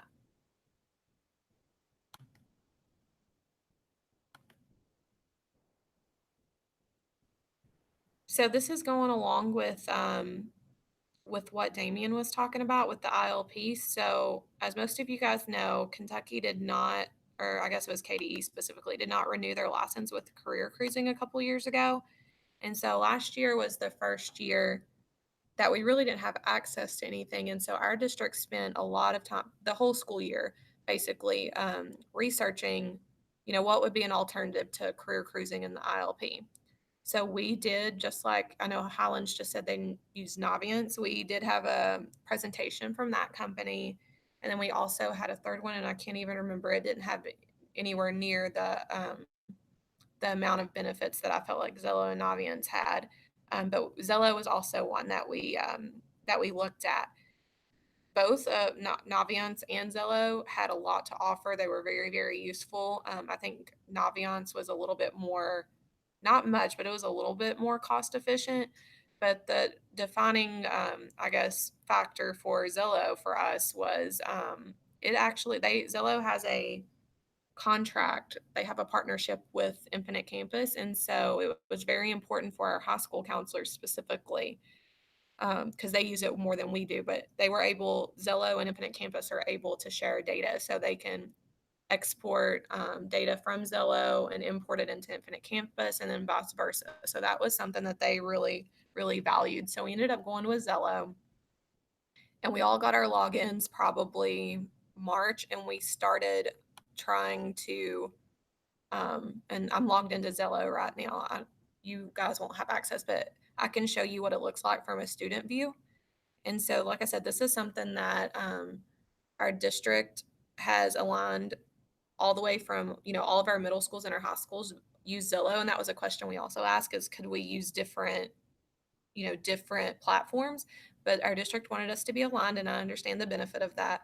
And so we started playing around with Zillow, and we rolled it out to students just so they could become familiar and figure out how to log in and create their passwords.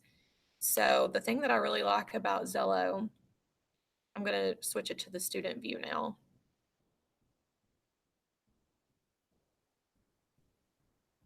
Well, maybe I will. No, it timed out.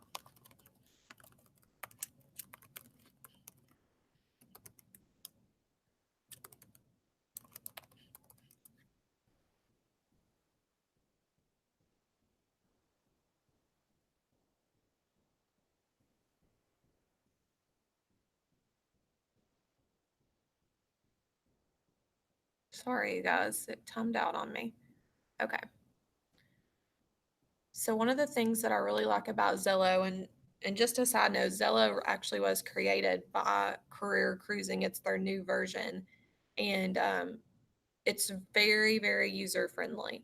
And so when they, came and they presented it to us, there were a couple things that I really, really liked about Zello. And number one, students can create, they can upload pictures, they can create essentially a profile, just like they have like on their social media accounts.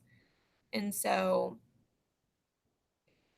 as you can see, they can pin things, they can do storyboards, they can do links from, if they have social media, they can link some of the things that are, they feel like really represents them and that are important to them. So just in general, I thought the whole new look of Zello was awesome, and it was something that students would engage more with. And so another thing that I really liked in Career Cruising, I felt like it was like you just had to really self-navigate it. And oftentimes that led to a lot of students weren't being very efficient in it, I guess you could say.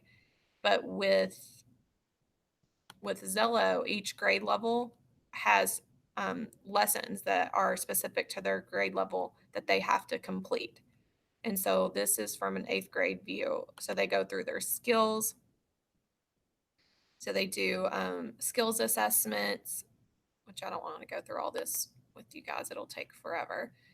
But students are able to go through their skills and do a skills assessment. They're able to do an interest inventory. And then just like they used to in Career Cruising, they received their matches, their career matches based on how they answered the questions.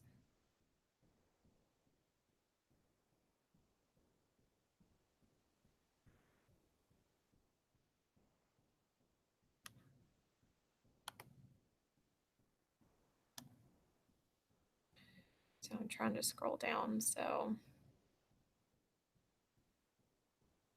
you all can see.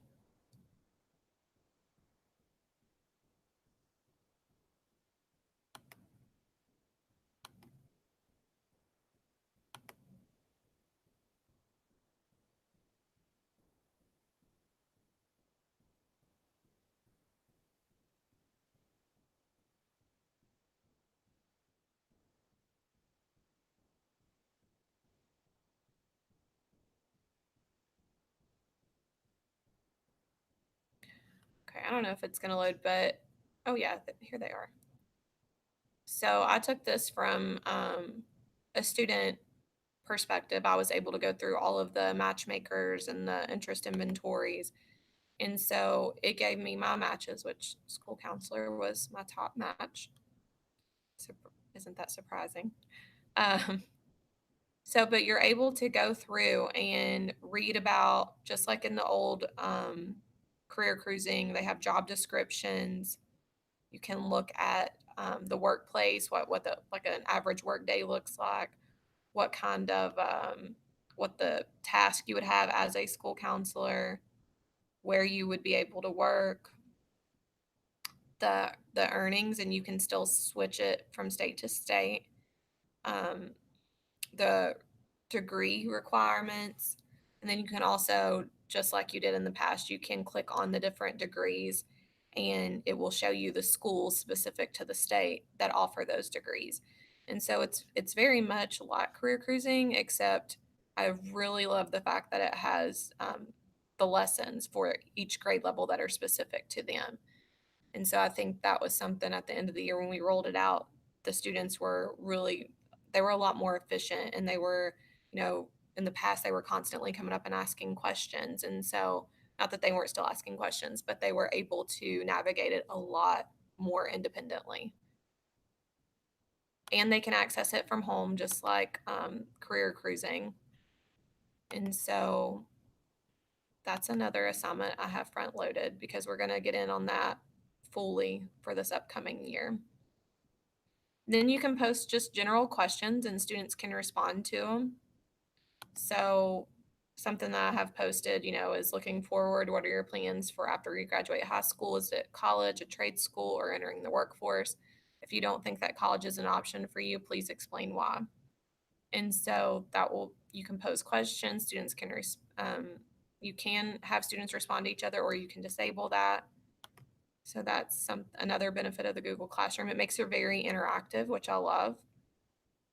And then something else that I do is, some of you guys, I'm sure, have heard of Kahoot. And so just to make it more fun for students, instead of just doing like a paper base or, a check for understanding, the students can, take the code and sign up, and then we play the Kahoot, which I don't think we have time to do that. I was going to let you guys do that, but I'm sure most of you have used Kahoot, know how it works. I mean, it's set up just like a game. The students put in a code. They can use their personal phones or the Chromebooks, and they type in the code. So there would be the game pin that you could type in, and then it would show me as the players. I'm sure you can hear that music. So it would show me as the students would log in, and they can pick their own screen name. And then once we were ready and everyone was logged in, we would start the game, and the question would pop up on the screen, and then they would have 20 seconds to select an answer. And so at the end, when the 20 seconds is up, it shows a percentage of how many students got the question correct and how many did not. So that's just a fun thing to do with students to make it more engaging and more fun. And all of the questions I have are college and career focused based on the things that we've covered.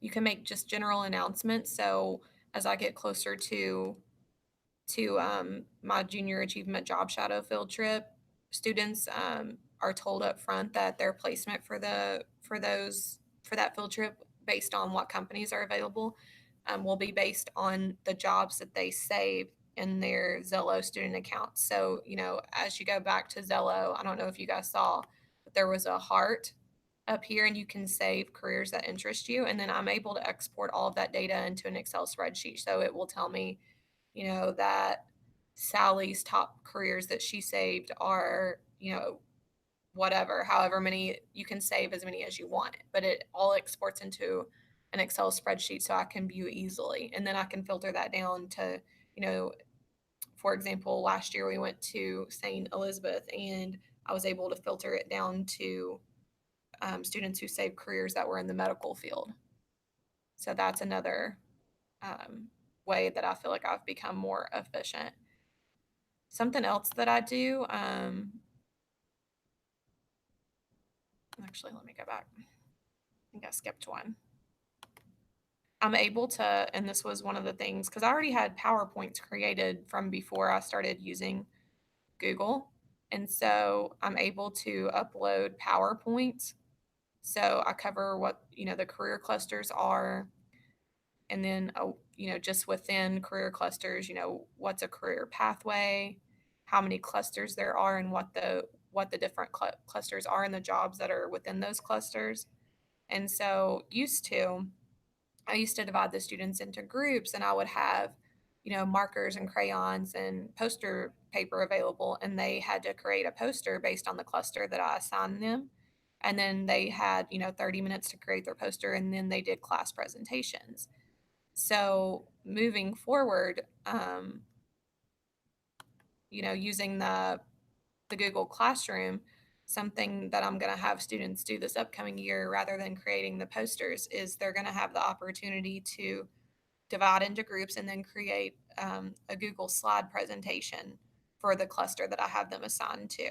And I know that I observed them doing that in some of their content classes this year, and they're really good. I mean, students are sometimes better than us as adults are at technology, so they were very creative.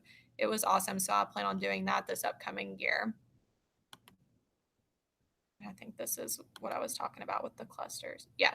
So I just created an assignment, which I'm not sure. I can go through that if you guys need me to, on how to create assignments and how to post material in the Google Classroom. But I put the parameters of their assignment, what they needed to include in their presentation. And then also something that I like to do at the end of the year, I do what's called a high school and beyond Jeopardy. And I give the students a word bank, and we go through, and it's interactive. I used a smart board. So I usually divide students into groups, and I let them pick. And a lot of times they like to pick the boys versus girls. And I either bring candy or I know sometimes I've done it in the algebra class, and that teacher has agreed to give bonus points on their next exam for the winning team. And so I just coordinate that with the teacher beforehand and let the students pick what they would want as a prize. And then through the smart board, I'm able to, use my hand and click on these different categories. So I'm not having, and then I can click the home button, and I've got the little speaker that has the Jeopardy for the timer that has the Jeopardy song. And so students love it. They get super competitive. And then the questions pop up, and the students have 20 seconds to answer before it goes to the other group. And they absolutely love this. This is one of their favorite activities as well. And then let me see here what else we have. Oh, something else that I wanted to bring up. You can see here I have Youth Science. So Youth Science it's not through my school district, but I do college and career coaching on the side for another company. And so this got rolled out to us last week. I haven't had a chance to play with it that much yet, but they did do a demo at the training I went to. And it is another version of, a career exploration platform, just like Zello and Naviance. But it does seem to be more cost efficient, because I know that we paid thousands of dollars for our access to Zello, and it's based on the number of students enrolled at our school. But we were told at the training for Youth Science that the most that a school would pay for this program would be $1,500. And that is, regardless of how many students are enrolled. And something about the Youth Science they really focused on is it takes you through exercises, but unlike it being like a questionnaire, it's set up like games. And so students really just feel like they're just playing games, but they're answering questions that give insight into their the ways that they learn and what their interests are, what their skills are. But then something else that takes it a step further, and this is something that Zello and Naviance does not do, and this was a major reason why the company that I do college and career coaching for chose Youth Science, is students are assessed and matched with careers based on their aptitudes. And so it's not just based on what they're interested in and what skills that they say they have. The assessments that they go through in the games actually assess what they're capable of, and then that matches them with their careers. And so I thought that was very interesting. I plan on, I'm logged in right now. I haven't done any of the exercises. We did the demo, but I really plan on looking at that a lot closer. And it seemed to be very, very in-depth. And like I said, it seemed to be very cost efficient too, compared to the other ones. So that's another option. I know when Damien was talking about, the new requirements for the ILP, that they do want it to be a web-based platform. So that's another possible option that may be more cost efficient. Let's see. I'm trying to make sure I cover everything. And I know that a lot of people are still exploring what kind of web-based platform they want to use. And I know that we went most of the year last year without access to a web-based platform. So I have included some links to websites that I used. They don't give you the reports and the data and but they do cover similar things to what the web-based career platforms do. It's just, independently operated websites. You just can't get the data from it. Like, students are able to go through the questionnaires and then it gives them a result. But as far as you being able to view it as the school counselor and utilize the data, you're not able to. But Career One Stop is a great resource if you don't have access to a web-based career platform currently. And so they have the matchmakers and the interest inventories as well.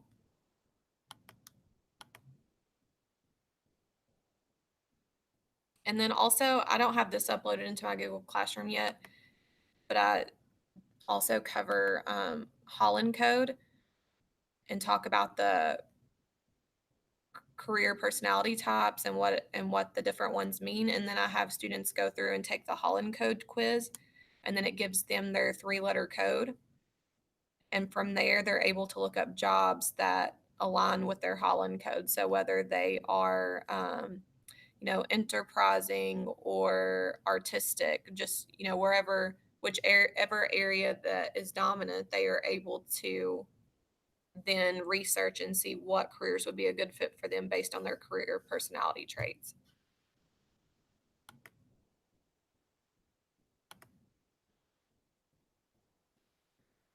Okay, it looks like we are right on time. Does anybody have any questions? I haven't been able to look at the chat box. I noticed that every time I do it, it shows my screen again.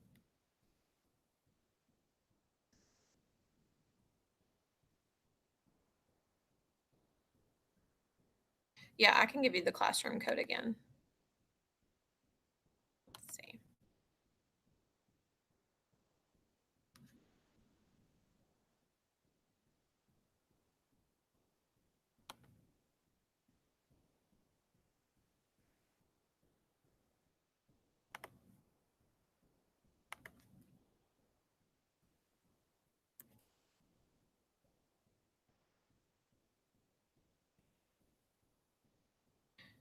So I see that Tammy said the price. Do I know the price for this? Are you talking about for Zello or for the U Science?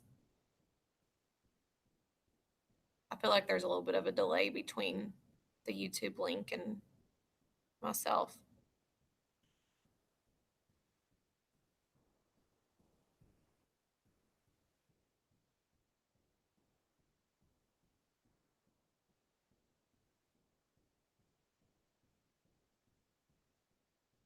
If you're talking about the Zello, the price is, like I said, it depends on the enrollment. And we had to sign, I think, a 3-year contract, and it ended up being, and Nick, I don't know if you remember what the price was, but I want to say it was close to like $7,000 for those 3 years. And that was just specifically for my school.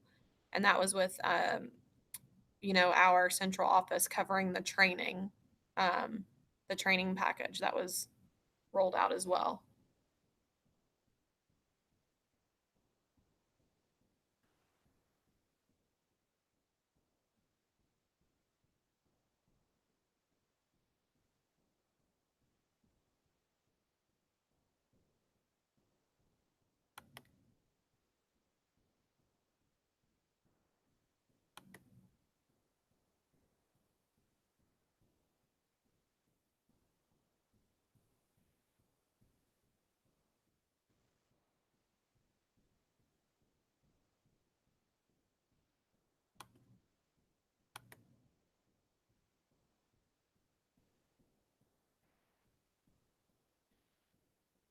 trying to figure out how to stop screen share.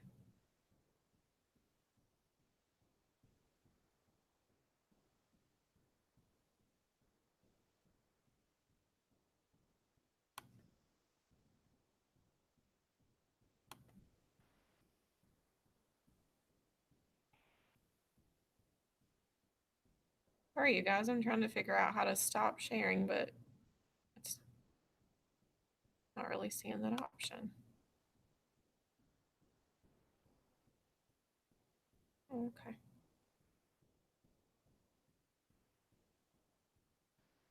Does anybody have any questions?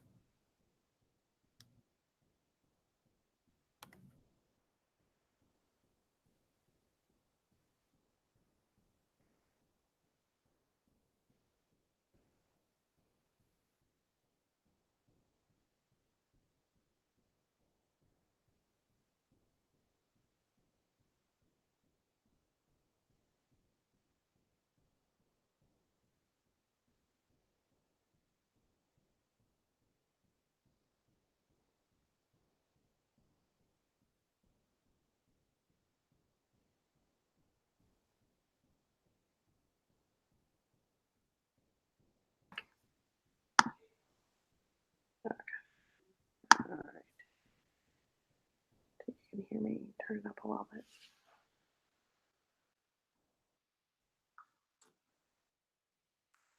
Okay. So I think that's the end of our counseling sessions, presentations.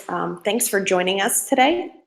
I'm going to leave our contact information up here and what sessions we presented right there for a few minutes. So that way, if you need to get a hold of any of us or you need some codes, like I know that Damien had a Google Classroom and so did Kendilynn, so some codes so you guys can get in and see those awesome tools. I'm actually, I've been thinking about those Google Classrooms throughout the course of the year. So I'm interested in trying to look at that for Highlands this year as well.